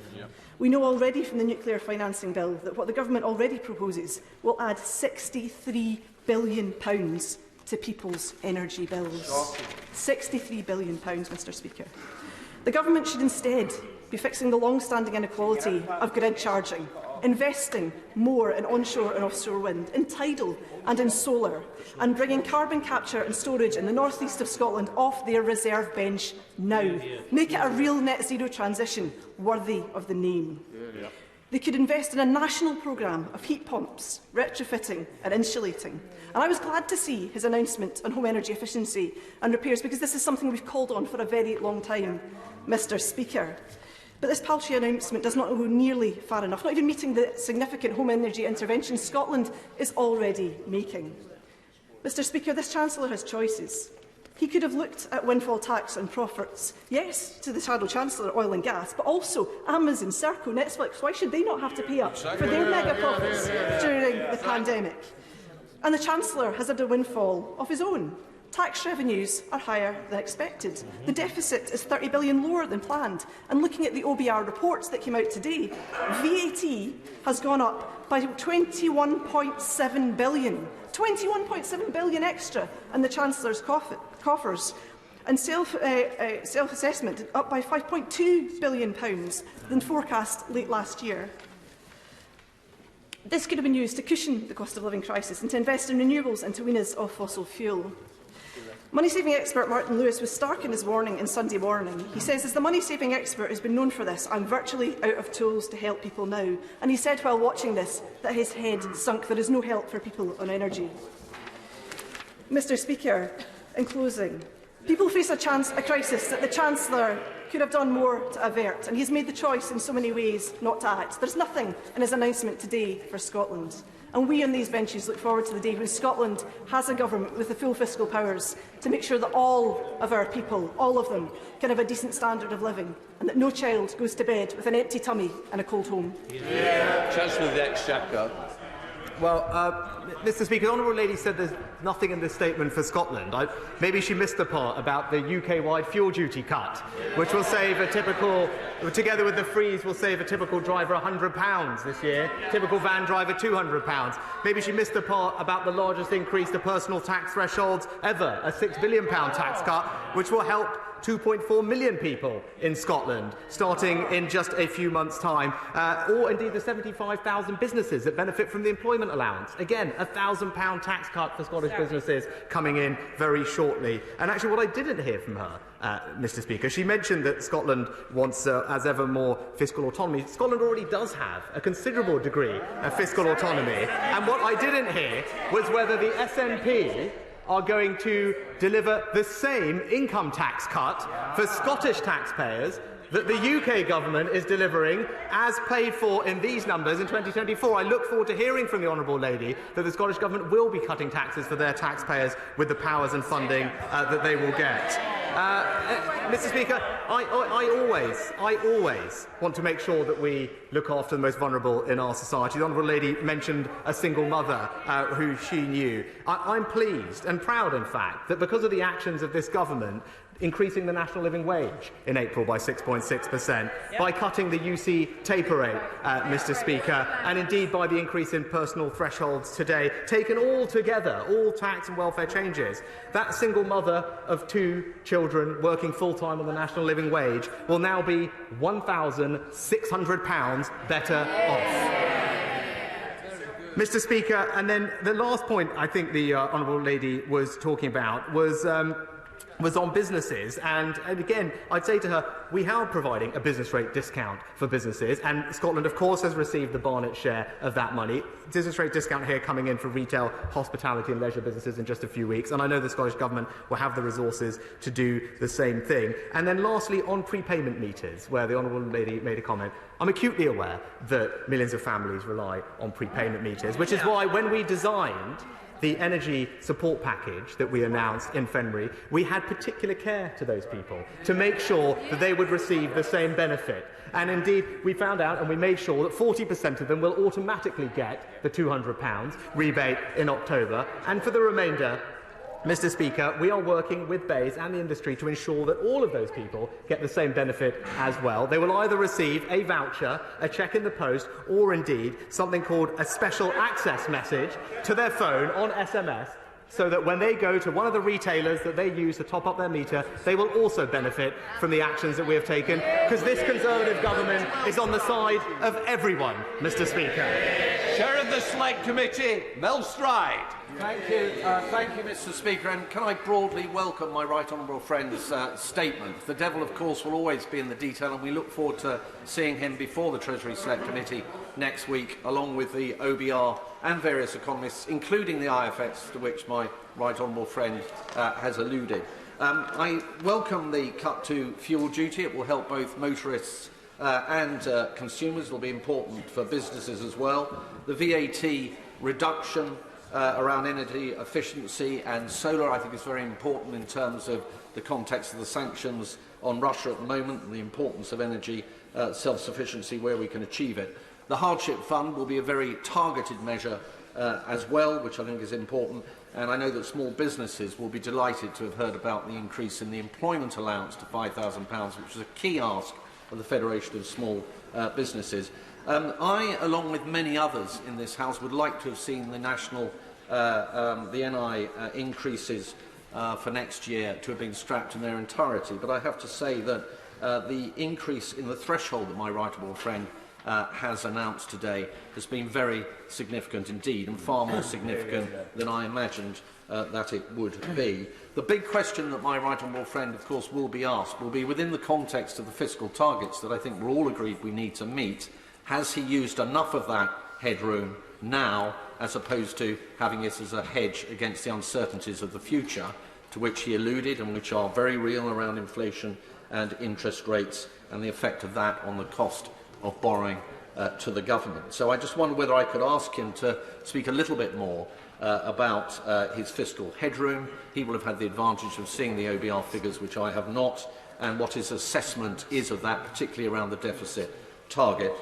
Secondly, Madam Deputy Speaker, on the issue of growth, when my right honourable friend has pointed out the OBR downgrades, which are not surprising in a high inflationary environment, and the effect that that will have on consumer demand, the dampening effect, I was very pleased that he referenced his May's lecture, because it is going to be essential that we now focus on innovation, on people, and driving up capital investment. My right honourable friend made reference, I think, to a consultation around how to improve capital investment, where we do currently lag behind our competitors in the G7. And I wonder if he could tell us a little bit more about the timeline for that consultation and when he expects to be able to provide important certainty for businesses in that respect. Thank you, Madam Deputy Speaker. I thank my honourable friend for his words of support. Just to briefly address his two substantive questions. The tax plan published today in the Spring Statement document has a range of options for how one could cut taxes on investment. I look forward to having that conversation with him, colleagues and the business community about the right way to achieve the outcome we want, with final decisions to be announced in the autumn budget to take effect in spring 2023 after the super deduction ends. I won't get into the detail of them now.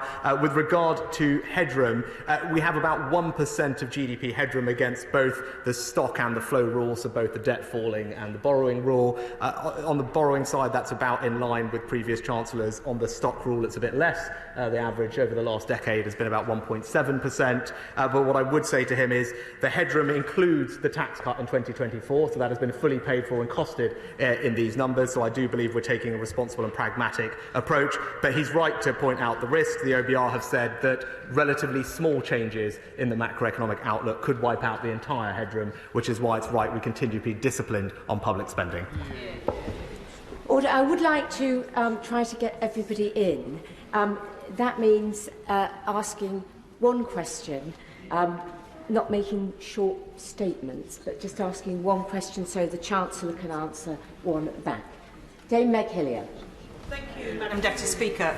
Earlier in Prime Minister's questions, the Prime Minister batted off a question about fraud during COVID by suggesting that it was just about delivering. But it was the Chancellor, Madam Deputy Speaker, that gave the ministerial direction for the bounce-back loans to be paid at such speed that even with a 48-hour longer check, they might have avoided the duplicate fraudulent claims that weren't stopped until a month later. That 4.7 billion in fraud would have mitigated some of the measures, for example, the national insurance increase. Does he now regret that he didn't pause for thought and be more cautious on fraud? Madam Deputy Speaker, I've got a lot of respect for the honourable lady, but on this matter I do believe she's wrong, and it's with incredible hindsight to now point out issues that at the time she nor did anybody else raise. And in fact the opposite. I was here on a daily basis being told not to get money out in weeks or months, but to get money out in hours and days. To put longer fraud checks in place would have taken weeks, Madam Deputy Speaker, so I do stand by the decision that we made. We have put various safeguards in place. We have blocked £2 billion of bounce-back loans, 60,000 because of the checks at Companies House. The National Intelligence Service and NCA are now in the process of successfully prosecuting dozens of people. We're striking people off from Companies House, and we're investing more today in the NCA, Natis and the British Business Bank so they can work on the interventions that we know are doing very well. But I do think it is wrong to pretend now that they wanted to do something at the time, which they didn't. Greg Clark. Thank you very much indeed, Madam Deputy Speaker. Can I congratulate the Chancellor on a tax-cutting, deficit-cutting, tax-simplifying statement, which is very much in the traditions of Nigel Lawson. He mentions research and development tax credits, and we have a target to get to 2.4% of investment in R&D across the economy by 2027. Are we on track for that? And when will the changes to R&D tax credits come into effect so that it can increase progress further on that? Thank my honourable friend for his support, and I know this is an area that he has particular interest and concern for. On the government side, that 2.4% is comprised of two things, Madam Deputy Speaker. It's what the government spends, but also what private businesses spend. I can reassure him we are more than on track for the government bit of that. We already spend the OECD average on the 2.4, and that will go up over the course of this Parliament by 50%. So the government is doing its bit. As I said in the statement in the May's lecture, the private sector lags significantly internationally in terms of how much it spends. The changes we make to R&D will all come into effect in spring next year, announced finally in the autumn budget. I look forward to working with him, his committee and others, and he wrote forward for a very helpful report on this topic so that we get these changes right and drive up private sector investment in R&D. Clive Betts. Thank you, Madam Deputy Speaker. In the Sheffield Star today, there are two stories. Sheffield is still a city of steel. We have Ben McIver, the president of Forge Solutions Group, a company which employs 400 skilled workers in the steel industry, begging for help with the rise in energy costs, as they simply can't pass these costs on to their customers. And we have workers at Liberty Steel protesting about the broken promise from the Prime Minister that if we left the EU, he would cut energy bills for steel companies. Why has the Chancellor chosen to break the Prime Minister's promise? Well, no, Madam Deputy Speaker, we've provided over £2 billion worth of support for energy-intensive industries over the past several years, including, I believe, over £600 million for the steel industry. That comes in a variety of ways, whether it's free allowances or compensation on some of the ETS and other carbon price mechanisms. We also, in the spending review, announced hundreds of millions of pounds to support industry to make the transition to using cleaner energy. Louise Villiers. Spending review, the Chancellor gave a lifeline to maintain nursery schools by confirming supplementary funding, but not all schools qualify for that funding. So can I appeal to him to work with the Education Secretary to identify the modest amount of additional funding needed to put all maintained nursery schools on a stable financial footing for the future? Well, my right honourable friend has championed this issue consistently since I've had this job, and she deserves enormous credit for that. I'd be very happy to talk to her and take up her proposals with the Department for Education as well. Sammy Wilson. Thank you, Madam Deputy Speaker. It would be churlish not to accept that the Chancellor has sought to deal with many of the issues which face working families today. But I believe that given the windfall in taxes which he has experienced, that there could have been more done to help with fuel costs, energy bills and other cost of living increases. It's significant that the Chancellor cannot apply all of his taxes to Northern Ireland because of Northern Ireland Protocol. It shows it need to be dealt with. But, Chancellor, the Chancellor started off his statement today referring to Ukraine, and yet, surprisingly, there is nothing and no mention of additional resources for defence. The defence of this country, the defence of democracy and the defence of the values in face of Putin's aggression. Why is there an absence of this today? Mr. Speaker, to the honourable gentleman who talked about fiscal windfalls or headroom, I'd refer him to my answer to the honourable member for the chair of the Select Committee. The headrooms we have are actually relatively small by historical standards and could be wiped out very easily by small changes in the macroeconomic outlook. So I think it's wrong to say there is a huge windfall. Indeed, borrowing for this forthcoming year will be higher than the proposal or the forecast was in October. And with regard to defence, again, I'd refer the honourable gentleman to my answer earlier to the lady opposite. We increased defence budget by £24 billion in 2020, the largest increase since the Cold War. It was the only department that got a 4-year settlement at a time when everyone else just got a 1-year. That's how seriously we take the issue. Hugh Merriman. Madam Deputy Speaker, can I congratulate the Chancellor for this statement, and also, in particular, the 5p reduction in fuel duty, which I note is temporary. And would he remind all members of this House that temporary does not mean permanent, and that if it does become permanent, given it costs £5 billion, we will not be able to reduce income tax, which also costs £5 billion, if we're also to meet our tests of fiscal responsibility? I thank my honourable friend as ever for his support. He's right. The fuel duty cut will benefit all our constituents, particularly those in more rural areas and on lower incomes. He's also right to make the point, Mr. Speaker, Madam Deputy Speaker, we do need to remain disciplined on public spending. We have fully accounted for the income tax cut in these plans, but it will require collective discipline to deliver those tax cuts and others that we want to see happen over the remainder of this Parliament. Alison McGovern. Thank you, Madam Deputy Speaker. The Government have been warned privately and publicly not to make it up when it comes to the employment statistics. So red alarms rang when the Chancellor of the Exchequer glossed over the employment numbers in his statement just now. But the small print reveals, Madam Deputy Speaker, that unemployment is forecast to rise next year and then plateau. So can I ask the Chancellor of the Exchequer, what are the Department for Work and Pensions playing at? Well, Madam Deputy Speaker, unemployment is at almost a record low level at the moment at 3.9%. The forecasts are all in the OBR lower than they were in their October forecast, and they all are continually still at very low levels at around 4.2-ish throughout the forecast period.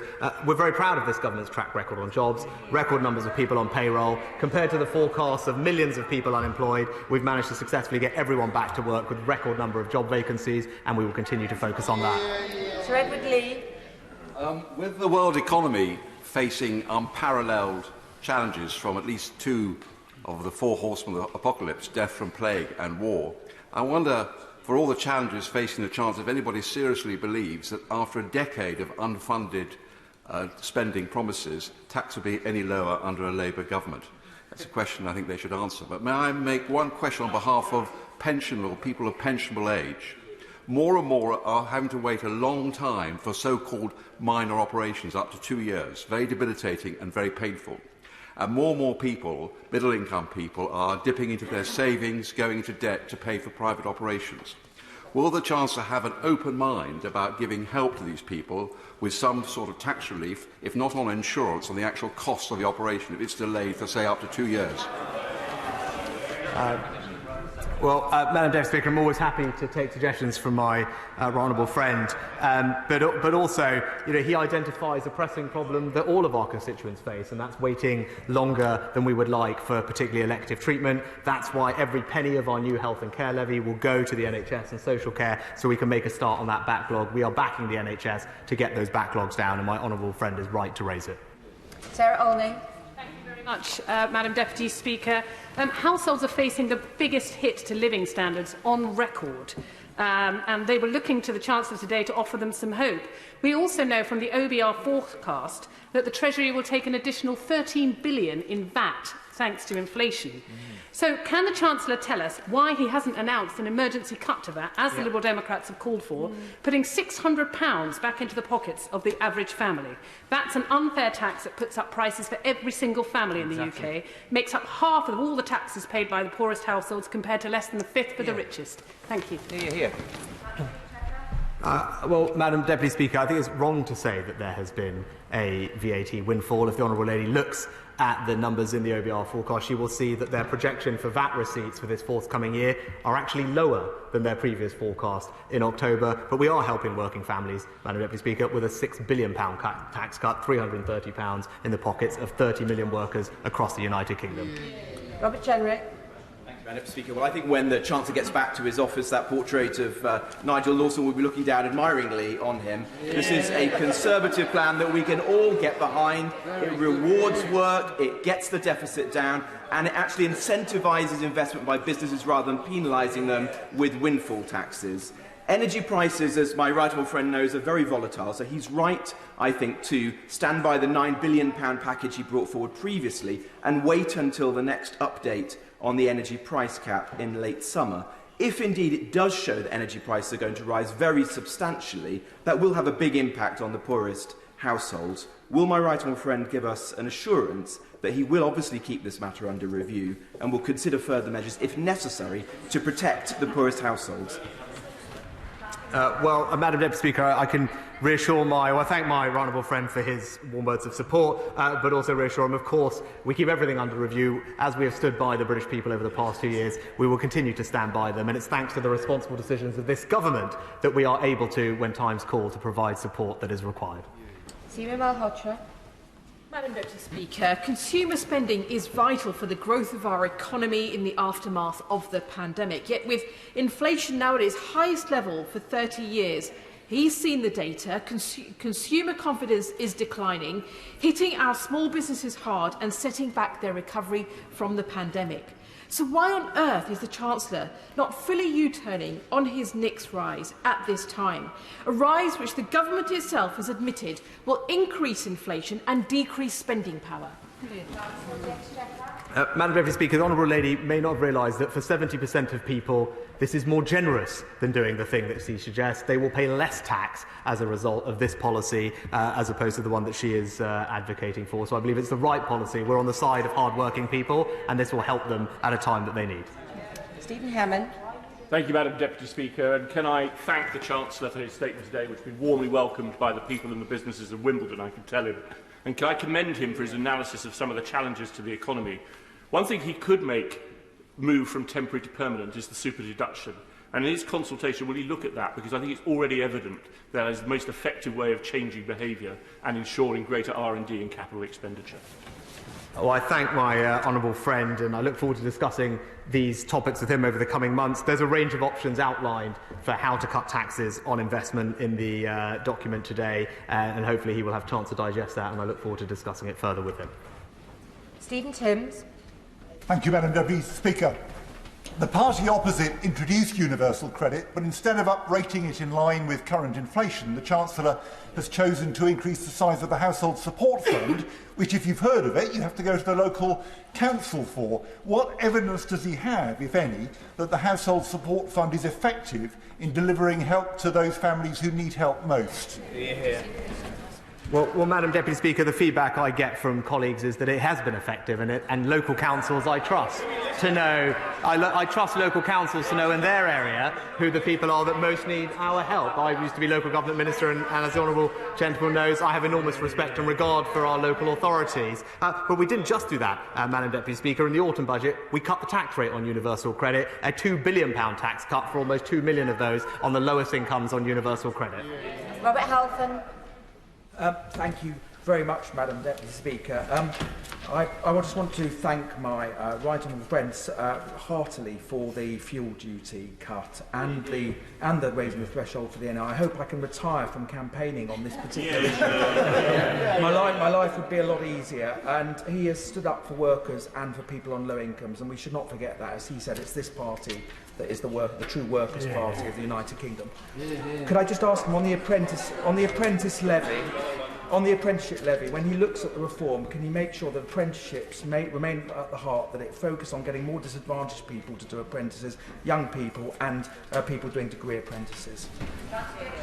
Well, Madam Deputy Speaker, I thank my honourable friend for his support. I can give him that reassurance. Apprenticeships are fantastic. We want to make sure they're continually supported, but we will look at all aspects to make sure that we're also incentivising the training that we want to see. But he is right, Madam Deputy Speaker, to highlight that this party is the party of the workers, and that is in no large part thanks to his campaigning, and I congratulate him on making that case so well.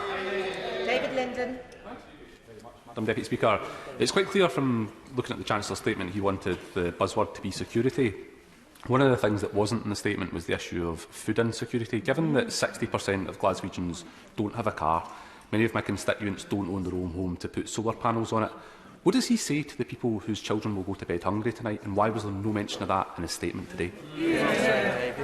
Well, Madam Deputy Speaker, we've already created the the Holiday Activity and Food Programme, which provides both food and enriching activities for children outside of term time. And again, with the Household Support Fund, Barnet Consequentials will be available for the Scottish Government to provide the same support to vulnerable families in their communities. Kevin Holland-Wright. Thank you, Madam Deputy Speaker. Can I give a very warm welcome to his statement, particularly the rise in national insurance threshold, which importantly helps low earners, but also brings welcome simplicity to the system. In terms of the reform to the apprenticeship levy, which I also welcome, will you look at the amounts that can be transferred using the annual transfer levy that's currently capped for larger organisations, that restricts how much they can give to smaller organisations? A reform to this would see much better use of the apprenticeship levy, which would help SMEs, local authorities and others. I thank my honourable friend for his support. He's right to highlight that the policy we put in place today, the significant increase to personal tax thresholds, is particularly well targeted for those on lower and middle incomes, and I very much look forward to discussing potential reforms for how we tax training and apprenticeships in this country over the coming months. Emma Hardy. Thank you, Madam Deputy Speaker. I've just had a message from Michael, who's a carer for his disabled wife in Hull, and he said, "So no help for the disabled. I guess I'll have to put my wife into hospital next winter so she can stay warm." What does the Chancellor want to say to him, somebody who doesn't drive a car and isn't planning on installing solar panels on his rented home? Well, Madam Deputy Speaker, and obviously hard to comment on individual circumstances, but in general I'm proud of this government support for those who are disabled. We spend something like £58 billion on disability welfare. When the OECD do their comparisons, Madam Deputy Speaker, we rank higher than many other countries, including the US, Canada, Australia, New Zealand, Germany and Austria, when I last checked the figures. So we are generous and compassionate in how we support those who are disabled.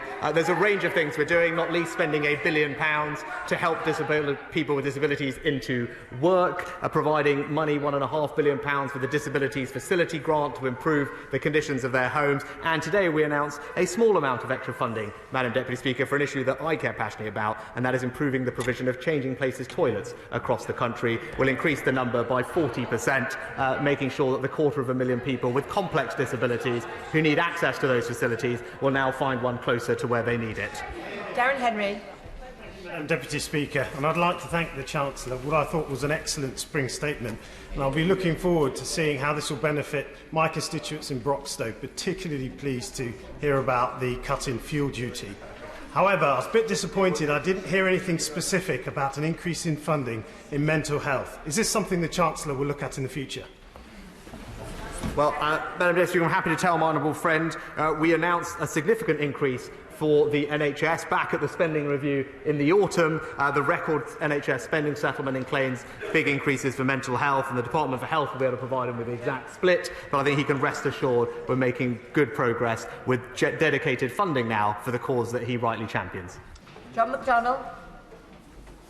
Can we be absolutely clear that benefits and pensions are still going to rise by only 3.1%?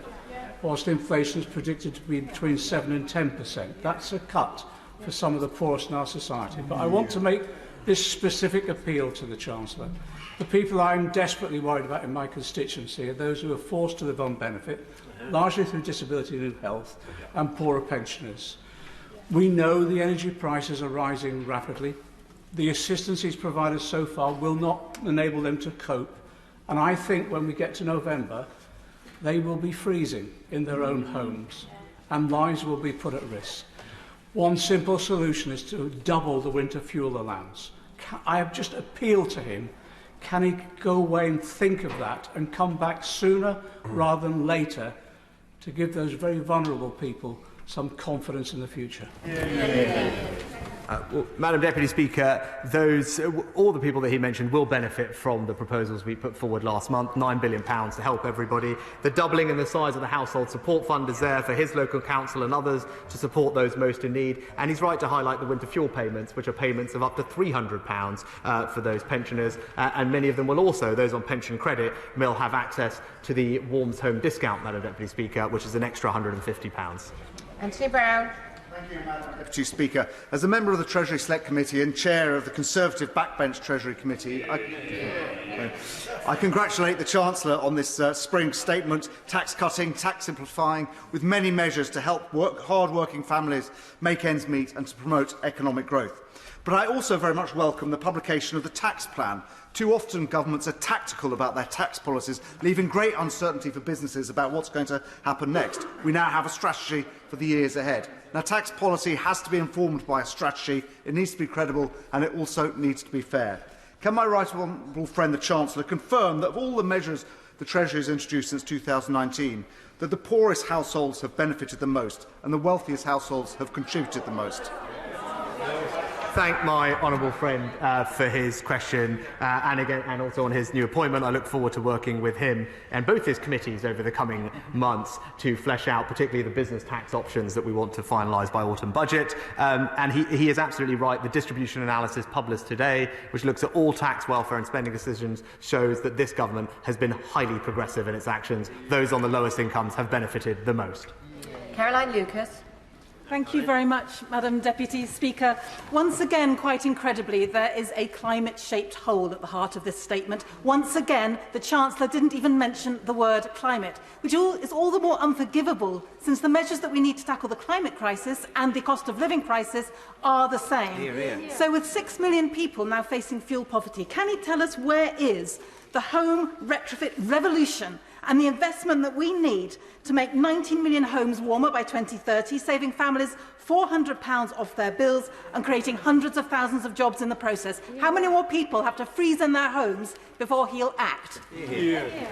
Madam Deputy Speaker, we already acted in the spending review last autumn to outline billions of pounds to improve the energy efficiency of hundreds of thousands of homes across the country. She's right that that saves £300. We have grants available up to £20,000 depending on the scheme that will do that over the remainder of this Parliament. But also the energy company obligation does the same thing for hundreds of thousands of people in fuel poverty through energy bills. So we already did it. We're getting on with it. And I think missed the fact that we just cut VAT today on energy-saving materials.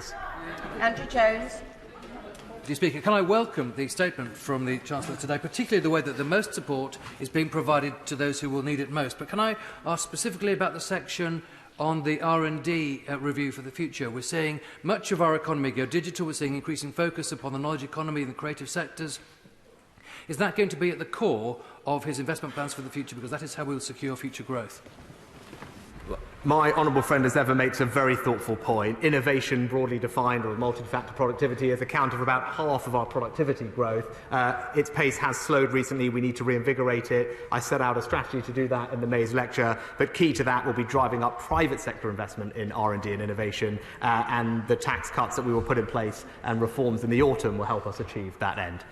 Clive Efford. Thank you, Madam Deputy Speaker. Can the Chancellor confirm that people on someone in employment on universal credit will see an increase in the taper between £9,500 and £12,500 of £1,290 clawback to the Chancellor?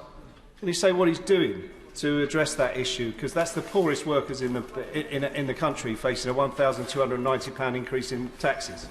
I think the Honourable Gentleman is just describing how the taper works. It withdraws benefits as people's incomes rise. That is literally how the system is designed. But what I can say is, because we took actions to cut the universal credit taper rate last autumn, we delivered a tax cut for of £2 billion for almost 2 million people. And as I said earlier, I gave the example of a single mother with 2 children renting, working full-time on the national living wage. As a result of all our changes, tax, welfare and wage, that person will be £1,600 better off. Richard Drax. Deputy Speaker, can I commend my right honourable friend for his statement as far as he went? He's right. He can't print more money, he can't borrow more money, he can't spend more money. Can I just ask my old friend to bring forward the tax cuts, particularly for the lower earners, because they, as he's rightly said, spend their money far more wisely than the government does, and will give them more cash in their pockets to meet these increasing bills. Yeah.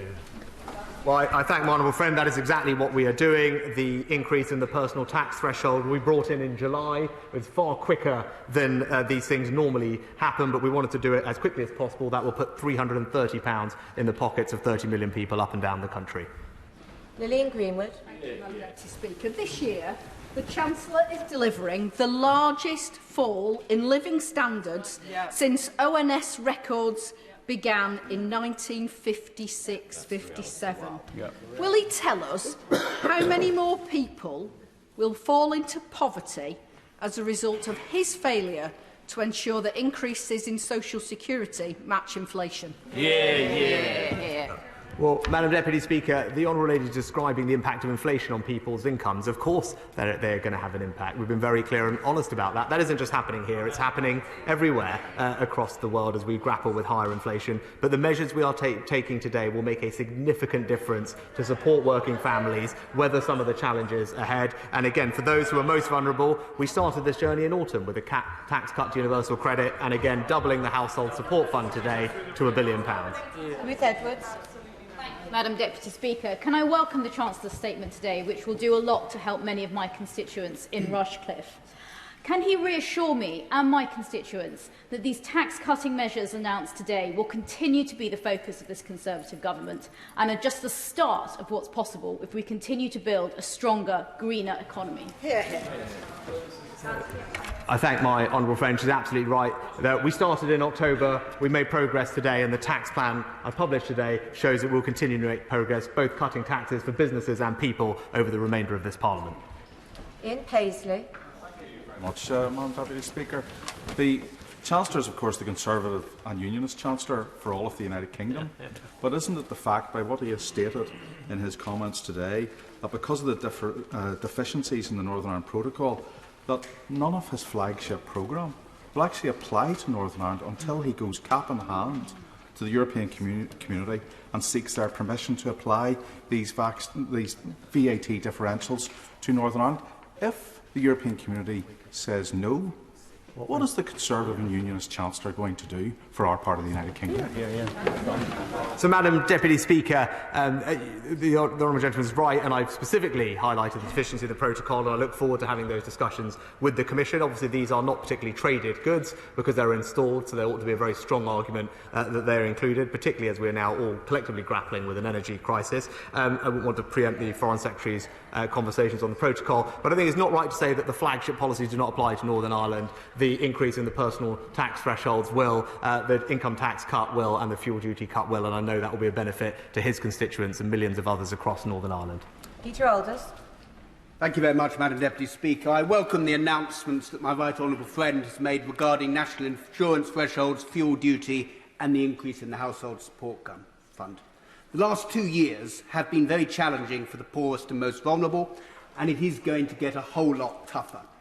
As we saw with his swift and right decision to raise universal credit at the start of the pandemic, which was too hastily reduced, the best way of targeting support for those who need it is through the benefits system.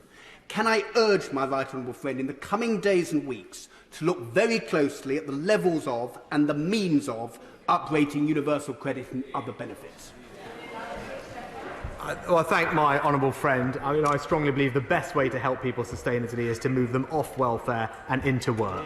That is what this government is doing. Our record on doing so is incredibly strong, and we are throwing literally the kitchen sink, both in terms of money and policies, which the IMF have described as well targeted, to support people as they make that transition and put more money in their pockets. Andy MacDonald. Thank you, Madam Deputy Speaker. The Chancellor really hasn't helped those in greatest need. The Joseph Rowntree Foundation says that the current uprating of working age social security benefits will mean 400,000 people falling into poverty this year. With inflation now forecast to average around 8% in 2023, will the Chancellor reflect on the very different circumstances the country finds itself in and uprate benefits by the inflation rate forecast in the OBR's economic and fiscal outlook? Well, Madam Deputy Secretary, the way that benefits are uprated and indeed pensions is the same every year. It's been the same way for over a decade. What we are doing is making sure that we support people from welfare into work. It is the most sustainable way to help them. Someone moving from universal credit into full-time work at the national living wage is £6,000 better off. That's why I'm pleased, because of our management of the economy, there are now record numbers of job vacancies and support to help people get those jobs. House Davis. Speaker, thousands of people across Grantham and Stamford will welcome the targeted measures announced by the Chancellor today. Does he agree, and can he reconfirm for the House that he agrees that the best way to tackle the cost of living issues that people face is through the dignity of a job and the security of a regular paycheck? And that is why it's so important that unemployment, if he will listen, unemployment has fallen every single month for the last year, and he should welcome that. My honourable friend is absolutely right and puts the point very eloquently. The best way to help people is to get them into work. That's why we're creating record numbers of jobs and then making sure that not only are those jobs well paid, that people keep more of the money they earn. That is the approach of this Conservative government. Tim Farron. Thank you, Madam Deputy Speaker. There appears to be no plan from the Chancellor, glossy or otherwise, for farming and food security. Is he aware that hundreds and hundreds of farmers are leaving the industry because of the botching of the transition from the old basic payment system to the new system? If he were to peg the basic payment system at its current rate, rather than halving it over the next 2 years, he would at least give time for farmers to be able to catch up and get into the new schemes. As it stands, we are seeing farmers leave the industry just at the moment we're facing an international food security crisis. Will he rethink and back British farmers?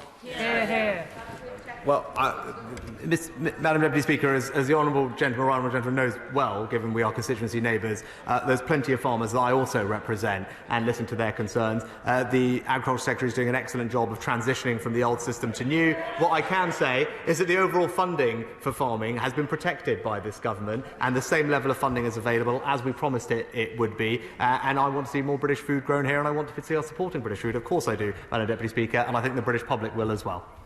Mike Wood. Madam Deputy Speaker.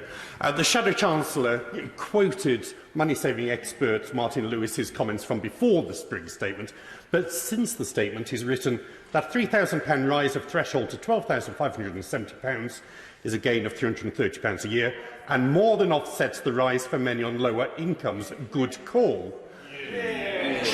Just what proportion of workers will now be getting more money from the higher threshold than they pay in the health and social care levy? Well, I'm grateful to my honourable friend for sharing that helpful tweet with the House. But I would say to him the number he's looking for is 70%.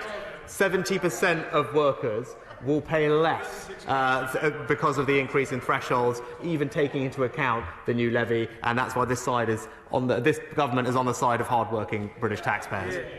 Kate Green. I don't think the Chancellor understands the depth of despair and fear among the very lowest income households in this country. Those, for example, whose incomes were already below the thresholds for national insurance or tax. Those who have to rely on social security benefits because they're not able to work because of caring responsibilities or health or disability. To uprate benefits by less than half the rate of inflation at the same time as families face particular pressures on paying for the basics, energy and food, will simply leave those families destitute. Will the Chancellor please heed the calls from around the House this afternoon and look again at his benefits uprating policy? So, Madam Deputy Speaker, with regard to those who are most vulnerable, as I said earlier, we're providing an extra £500 million, doubling the size of the Household Support Fund. Local authorities are best placed to direct that funding, but we do want to support people into work, and that's why I'm proud of the record we have. Trustee Buchan. Thank you, Madam Deputy Speaker. I warmly welcome the tax cuts announced today, especially with the focus on low and middle earners. I note that the OBR has said today that interest payments on debt will quadruple next year. Does my right honourable friend agree with me that with interest payments on our debt at £80 billion, that we do need to maintain discipline on spending going forward? My honourable friend makes an excellent point, and she's absolutely right. The increase in debt payments is historic. And it gives a glimpse of what some of the risks facing us going forward are. That's why it's right that we maintain headroom against our fiscal rules, and the best way to do that in order to deliver a lower tax economy is to remain very disciplined on further public spending. Dave Dugan. Thank you, Madam Deputy Speaker. The Chancellor of the Exchequer has detailed a small number of fiscal interventions, and they'll have a small mercy for the poorest in our society. But can I ask his advice on what families with a child suffering from a life-shortening condition will receive as a result of his measures today? Because children suffering from life-limiting conditions are often at home, where they need to be kept warm 24 hours a day, 7 days a week, often with specialist equipment running. And the children's hospices across Scotland Charity is receiving alarming calls from people whose energy bill estimates are going up in the region of £268 to £720 a month. What hope for them, Chancellor?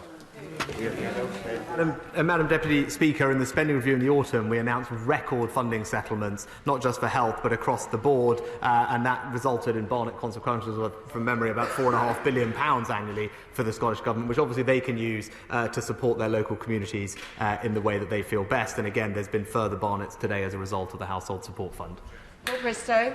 With a 5p cut in fuel duty, lifting the national insurance threshold and a plan to cut income tax, will my right honourable friend reiterate that this government is a tax-cutting government? And us on this side of the House, we trust people how best to spend their own money.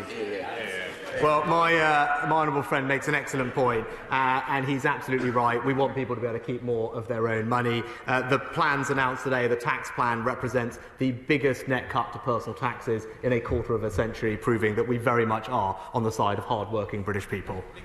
Ellie Reeves. Thank you, Madam Deputy Speaker. Many of my constituents are having to choose between putting food on the table or heating their homes. And at my local food bank last week, staff told me that they were facing levels of demand they had never seen before. Meanwhile, the boss of BP's salary has increased to almost £4.5 million. Surely the Chancellor must see that it's time for a windfall tax on oil and gas to tackle rising energy bills. Well, I've already addressed this, Madam Deputy Speaker. I'd urge the Honourable Lady to wait for the Prime Minister's forthcoming energy security strategy, which will ensure that British people have affordable energy, secure energy and reliable energy, and most importantly, in the process, support British jobs and British investment. Robin Miller. I welcome this statement, and I agree with him, the Chancellor, that this is a statement for the Union, because in these uncertain and unusual times it's the strength of our economy that helps us in positions on defence, trade and more. But we're maintaining generous levels of support for devolved administrations in Scotland, in Wales and in parts of England. So it's vital that UK taxpayers can be assured that they are receiving value for money for expenditure behind devolved curtains. Is this something that the new Cabinet Committee of Efficiency and Value for Money will be paying attention to? Oh, my honourable friend makes an excellent point. I look forward to taking up his suggestion and having further conversations with him about it. And I'm glad that over 1 million Welsh taxpayers will benefit from the announcements that we've made today. Sarah Sultana. Thank you, Madam Deputy Speaker. The richest member of Parliament just spoke about how he understands how the cost of living crisis is impacting millions of people. But judging by what he said, that will sound like a cruel joke to people across the country. Energy bills are rocketing, while fossil fuel giants BP and Shell are set to make £40 billion in profits this year. So why has the Chancellor refused to introduce a windfall tax on these companies to fund the restoration of the old, lower energy cap? Is it, Madam Deputy Speaker, because he would rather squeeze the livelihoods of ordinary people than the profits of the super-rich? So, Madam Deputy Speaker, with regards to the livelihoods of ordinary people, they've just received a £330 tax cut today, Madam Deputy Speaker, and a discount on their fuel bill, with more tax cuts to come. This government is on the side of hard-working British families. Matt Vickers.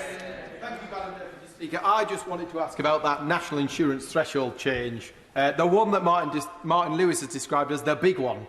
Can my right honourable tax-cutting friend confirm that this will result in an actual tax cut for more than 30 million people, and in fact anyone who earns less than £35,000? Well, my honourable friend and constituent neighbour is absolutely right. I thank him for his support. Not only will this put £330 in the pockets of 30 million hard-working British families, including many in Stockton South, but it also means that 70% of workers will be better off even accounting for the new health and care levy. Stephen Kinnett. Thank you, Madam Deputy Speaker. In his reply to my honourable friend, the member for Sheffield South East, on steel, the Chancellor talked a lot about the steel compensation that's been paid. Whilst that is, of course, welcome, the fact is that British steelmakers are still paying 61% more than their German competitors. Steel is a foundational industry that is about good jobs, about decarbonisation, about our sovereign capability. So why is there absolutely nothing in this statement for our steel industry? Madam Deputy Speaker, we have existing programmes in place to support our energy-intensive industries, and we remain in close dialogue with all companies and all sectors. But I would say our track record in supporting industry is strong, Madam Deputy Speaker, and we continue to create jobs and make sure that British workers are well supported. French. Thank you, Madam Deputy Speaker. I welcome the Chancellor's announcements today, which will help people across Old Bexley and Sidcup with the cost of living and support local businesses as our local economy recovers. However, in stark contrast to these announcements today, people in outer London areas such as Bexley have faced an eye-watering 8.8% increase in the Labour Mayor of London's council tax precept, which we continue to see little benefit from. And even worse, now drivers and local businesses face the prospects of paying over £4,000 a year from the ULEZ expansion, which is clearly a tax raid with little proven environmental impact in outer London. Does he agree with me that this tax raid by Sadiq Khan on hard-working people across Bexley should be stopped? Madam Deputy Speaker, my honourable friend makes an excellent point, and even if the Labour Mayor of London is not standing up for his constituents, I know my honourable friend will stand up for his hard-working constituents in Bexley and Sidcup, and he would have seen today we are on their side, we are cutting their taxes. Vera Hophouse. Thank you, Madam Deputy Speaker. The Chancellor is still not agreeing to a windfall tax on the super profits of the oil and gas giants. Such a tax would hit the shareholders. It would not hit workers and their jobs. It would not hamper a business from operating successfully. Why is he protecting wealthy shareholders? Well, Madam Deputy Speaker, I feel this is getting a little repetitive, but it's because I believe that we will see more investment in British industry, more investment in the North Sea, more energy security and more jobs created, and I look forward to companies bringing forward those plans in the coming weeks and months. Alex Norris. Thanks, Madam Deputy Speaker. I'm old enough to remember when levelling up was the centrepiece of the government's domestic policies. I think people will be incredulous that we didn't hear a single mention of it from the Chancellor this afternoon. He talks of low growth. Well, we have low growth because we don't unleash the potential across the regions of this country. Madam Deputy Speaker, it's time for the Chancellor to just admit levelling up's a sham. Well, no, Madam Deputy Speaker, in fact, the Levelling Up Secretary's white paper was warmly welcomed, I think, from actually many colleagues across this House, and indeed more broadly, is backed up by tens of billions, not hundreds of billions of extra funding, and indeed it's seen in our employment growth, Mr Speaker, which has been strongest in those regions outside of London and the South East. Florence Shalomi. Thank you, Madam Deputy Speaker. The Chancellor reconfirmed the business rate discount for businesses up and down the country to the rateable value of £110,000. For a number of businesses in my Vauxhall constituency, they do not qualify for that. There are a number of businesses across London will not receive any benefit, did not receive any benefit during the pandemic. One of the key areas that the Chancellor could help those businesses, not just in Vauxhall but many businesses, is around the VAT cuts for businesses and tourism. We've seen record numbers of people not coming back to the tourism sector. Would the Chancellor agree that that permanent 12.5% cut will help those businesses get back on their feet? Well, actually, Madam Deputy Speaker, all the statistics show that the hospitality industry is actually recovering very well. Cash balances are healthy, business insolvencies are down. That is in part thanks to the support that we have put in place excuse me, behind that industry. But I do think the uncapped business rate discount will provide support to hundreds of thousands of businesses, and it's right that we target support on those who need our help most, whether it's businesses or families and individuals. Patrick Grady. Thank you, Madam Deputy Speaker. Is the humanitarian funding that he's announced for Ukraine in addition to aid flows already planned within the 0.5% budget, or is it going to have the effect of squeezing already planned expenditure elsewhere in the FCDO? Madam Deputy Speaker, all ODA announcements are handled by the Foreign Secretary. Of course, within the overall budget, there is always contingency and space for humanitarian disasters that happen on an annual basis that can't be foreseen. So it's not a question of squeezing other things out at all. It's part of planned spend. Chris Bryan. Thank you, Madam Deputy Speaker. I commend the government's action on Russian sanctions, but we cannot possibly think that this is job yet done. Mariupol still burns. Children are fleeing the bombing of their homes. And we still haven't even introduced a sanction regime which is as tough as the sanction regime on Iran. So can I urge him to go a bit further? We need to sanction all the Russian banks, not just 60% of them. We need to tackle the trust funds, such as that recently set up by Alisher Usmanov, so as to protect his assets in the UK. We need to tackle the families and the hangers-on, such as Lavrov's family, who are in the UK. And we need to tackle shipping. We must do all of these things for the people of Ukraine as fast as possible. Madam Deputy Speaker, I've been working very closely with my counterparts in G7 economies and beyond to coordinate our financial and economic sanctions, which I am more responsible for, and I'm highly confident that what we've done is world-leading, particularly with regard to acts on bank freezes. But we are constantly in dialogue with our partners to make sure that the action we take is effective when it is done coordinated. It's not remotely, Madam Deputy Speaker. Actually, there's been good unity in this House on this topic, and for the honourable gentleman to claim that somehow we are behind other countries when it comes to sanctioning Russian banks is simply not true. This government is taking a leading role in doing it. We are ahead of most of our peers, and he doesn't know that I know because I'm in the conversation with the finance ministers about where else they are prepared to go. I'm very confident that we have done a lot and have played a leading role internationally in bringing others along with us. Stephen Farron. Thank you very much.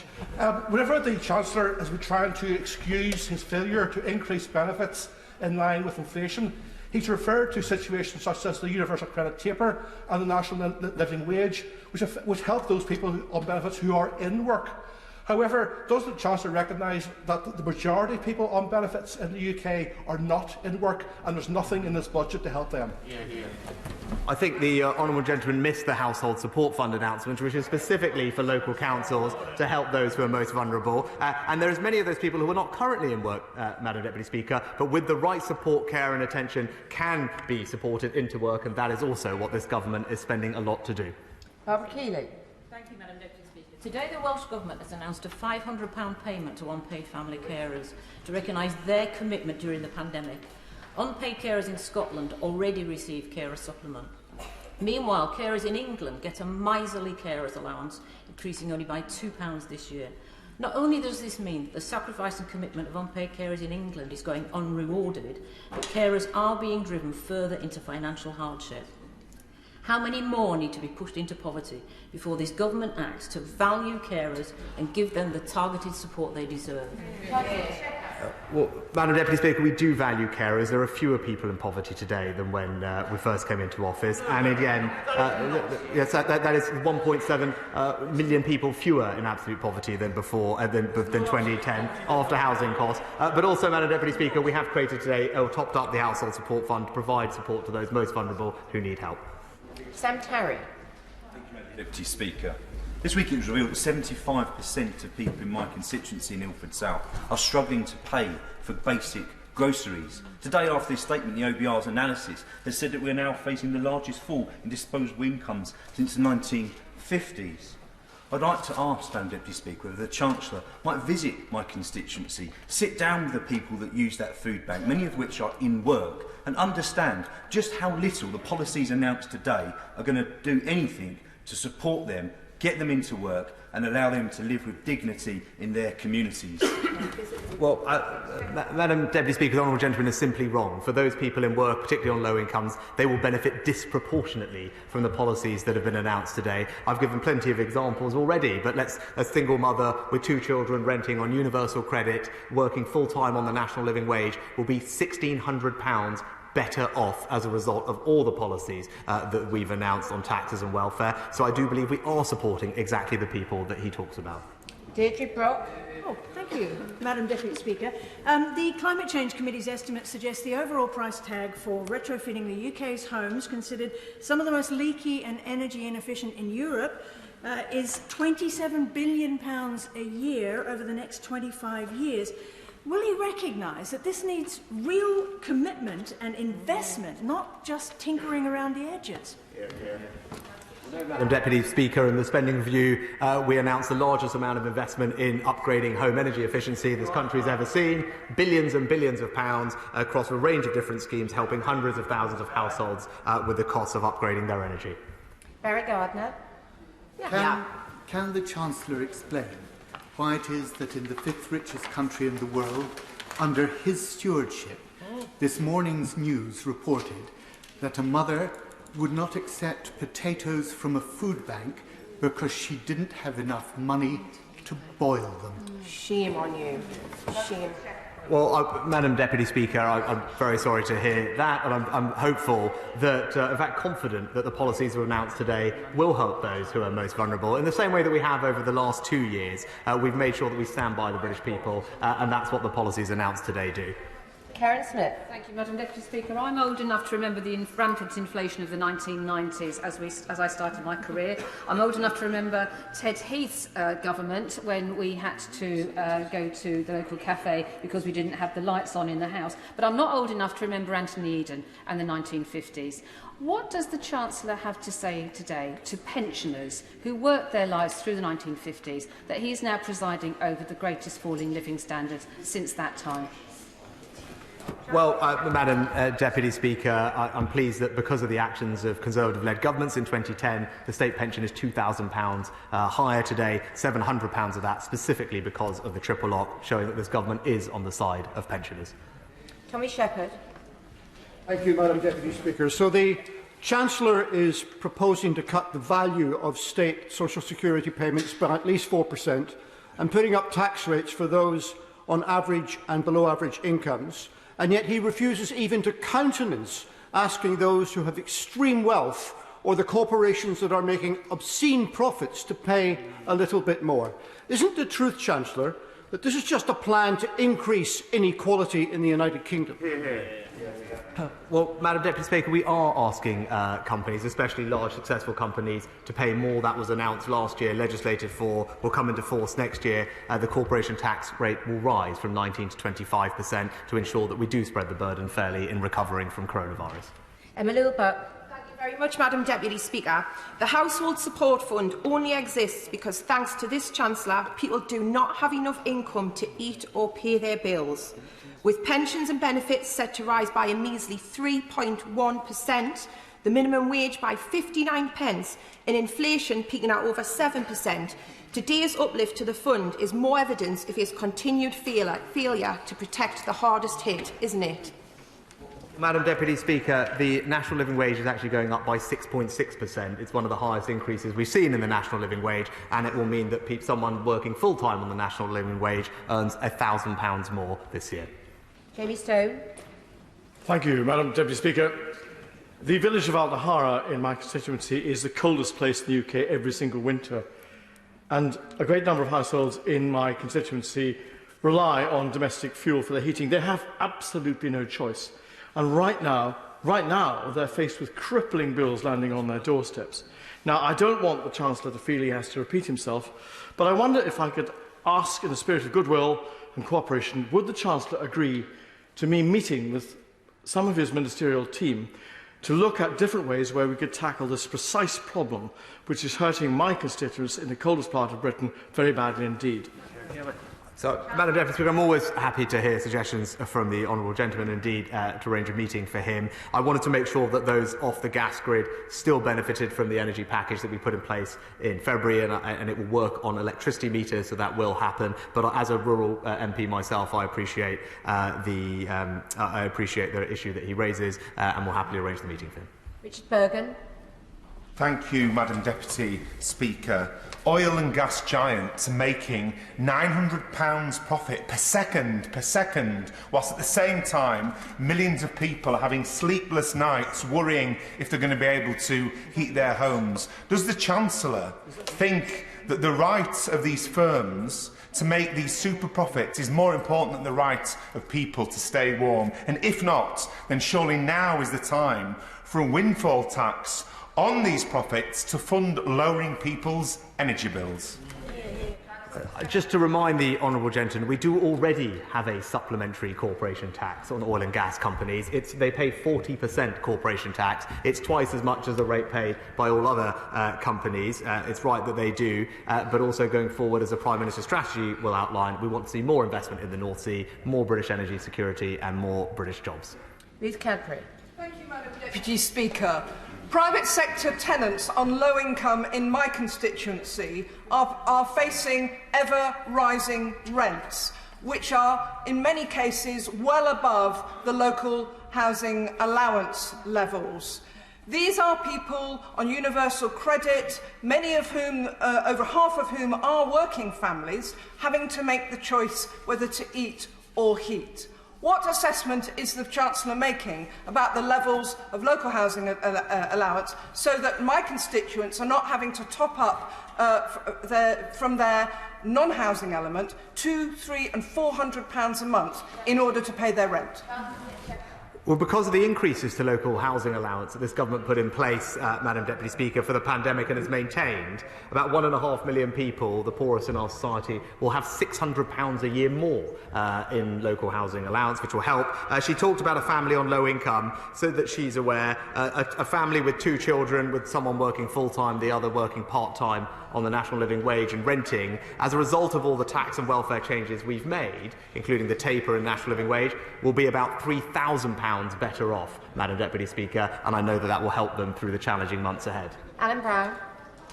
Thank you, Madam Deputy Speaker. Brownings Bakers makes home products and distribute them right across the UK through some of the major UK supermarkets. I wrote to the Chancellor highlighting that their electricity costs have increased from £4,000 a week to £11,000 a week, and if they want fixed cost, it's an eye-watering £17,000 a week they've been offered for a 2-year contract. Now, obviously, the Treasury makes more money in VAT returns out of these eye-watering increases. So rather than the Chancellor having to write back to me, confirm to me here and now, I can tell John Gall, the Managing Director, that he's doing nothing to help businesses like Brownings and Bakers.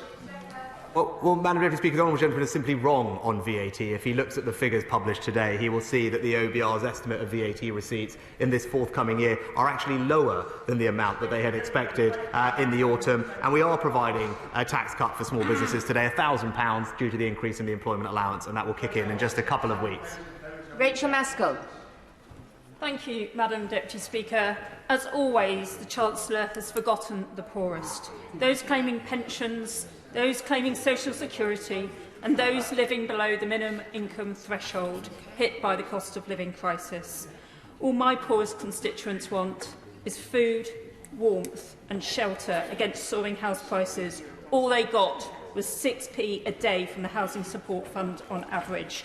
So will the Chancellor go back again and review the rise in social security payments? They need that money, or else they're going to go hungry, they're going to experience hypothermia and they'll be homeless. It is important that the questions are very brief at this stage if I'm going to get the last few people in. Chancellor of the Exchequer. Well, Madam Deputy Speaker, with regard to supporting those who are homeless, the spending review in the autumn increased support for homelessness by 85% compared to 2019 levels to over £640 million a year, and we're currently seeing the number of rough sleepers at almost very, very low levels compared to the last several years, and hopefully the lowest in a decade by the end of this Parliament. Ian Byrne. Thank you, Madam Deputy Speaker. I have asked this of the Chancellor on numerous occasions already, and on Monday I led a delegation to Darnasea to deliver a letter urging him to grant a right to food. With millions choosing to starve or freeze in their homes because of the cost of living crisis, when will the penny drop with the Chancellor that hunger is a political choice and it's he who controls the levers to eradicate it? So does the Chancellor agree that it is a dereliction of his duty to the security of every household we all serve not to enshrine access to food for all into UK law? So, Madam Deputy Speaker, we've actually invested over £200 million a year in the Holiday Activity and Food Programme to provide both food and enriching activities to hundreds of thousands of children across the country. In Putney, 31% of children live in poverty, and the biggest item that the Chancellor could bring in would be to scrap the two-child benefit cap, which is cruel and leaves children in poverty. Has the Chancellor assessed the two-child benefit cap, and when will he scrap it?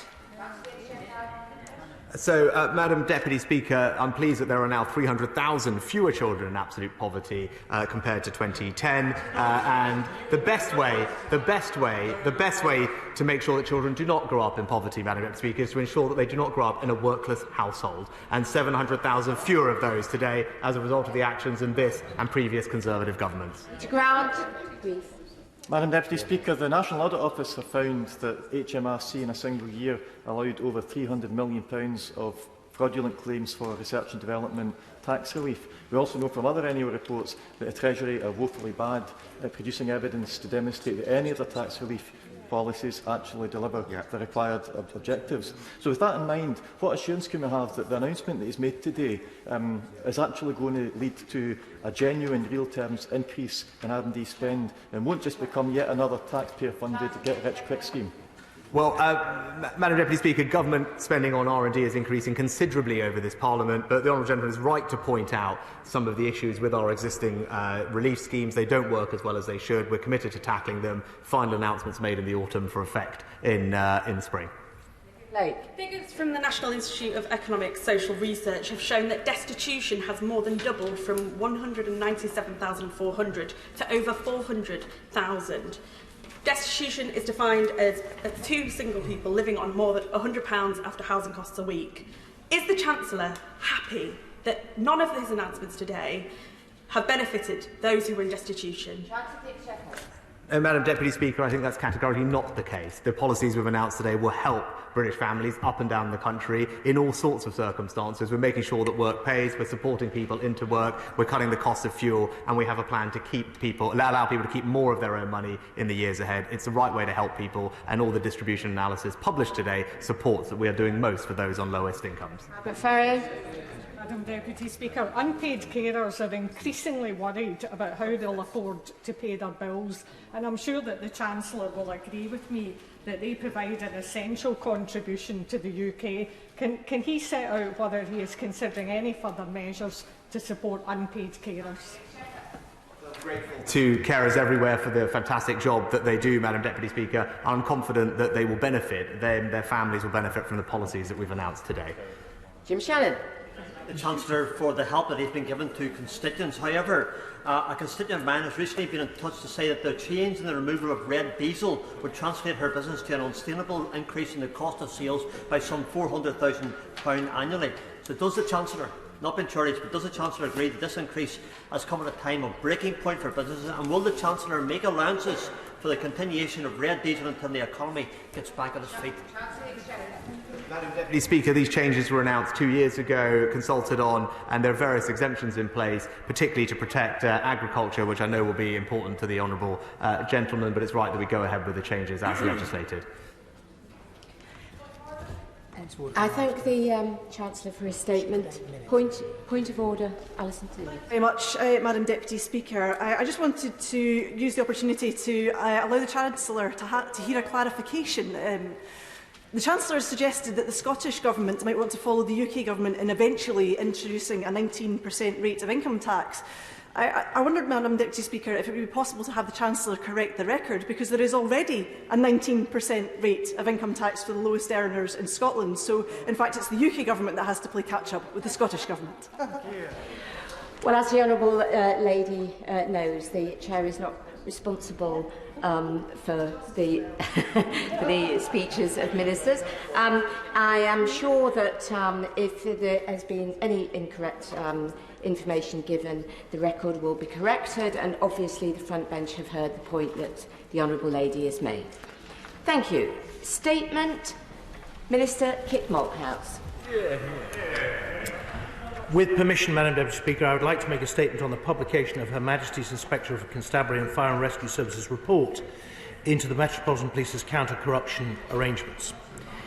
In June last year, the Home Secretary came to the House to report on the findings of the Daniel Morgan Independent Panel.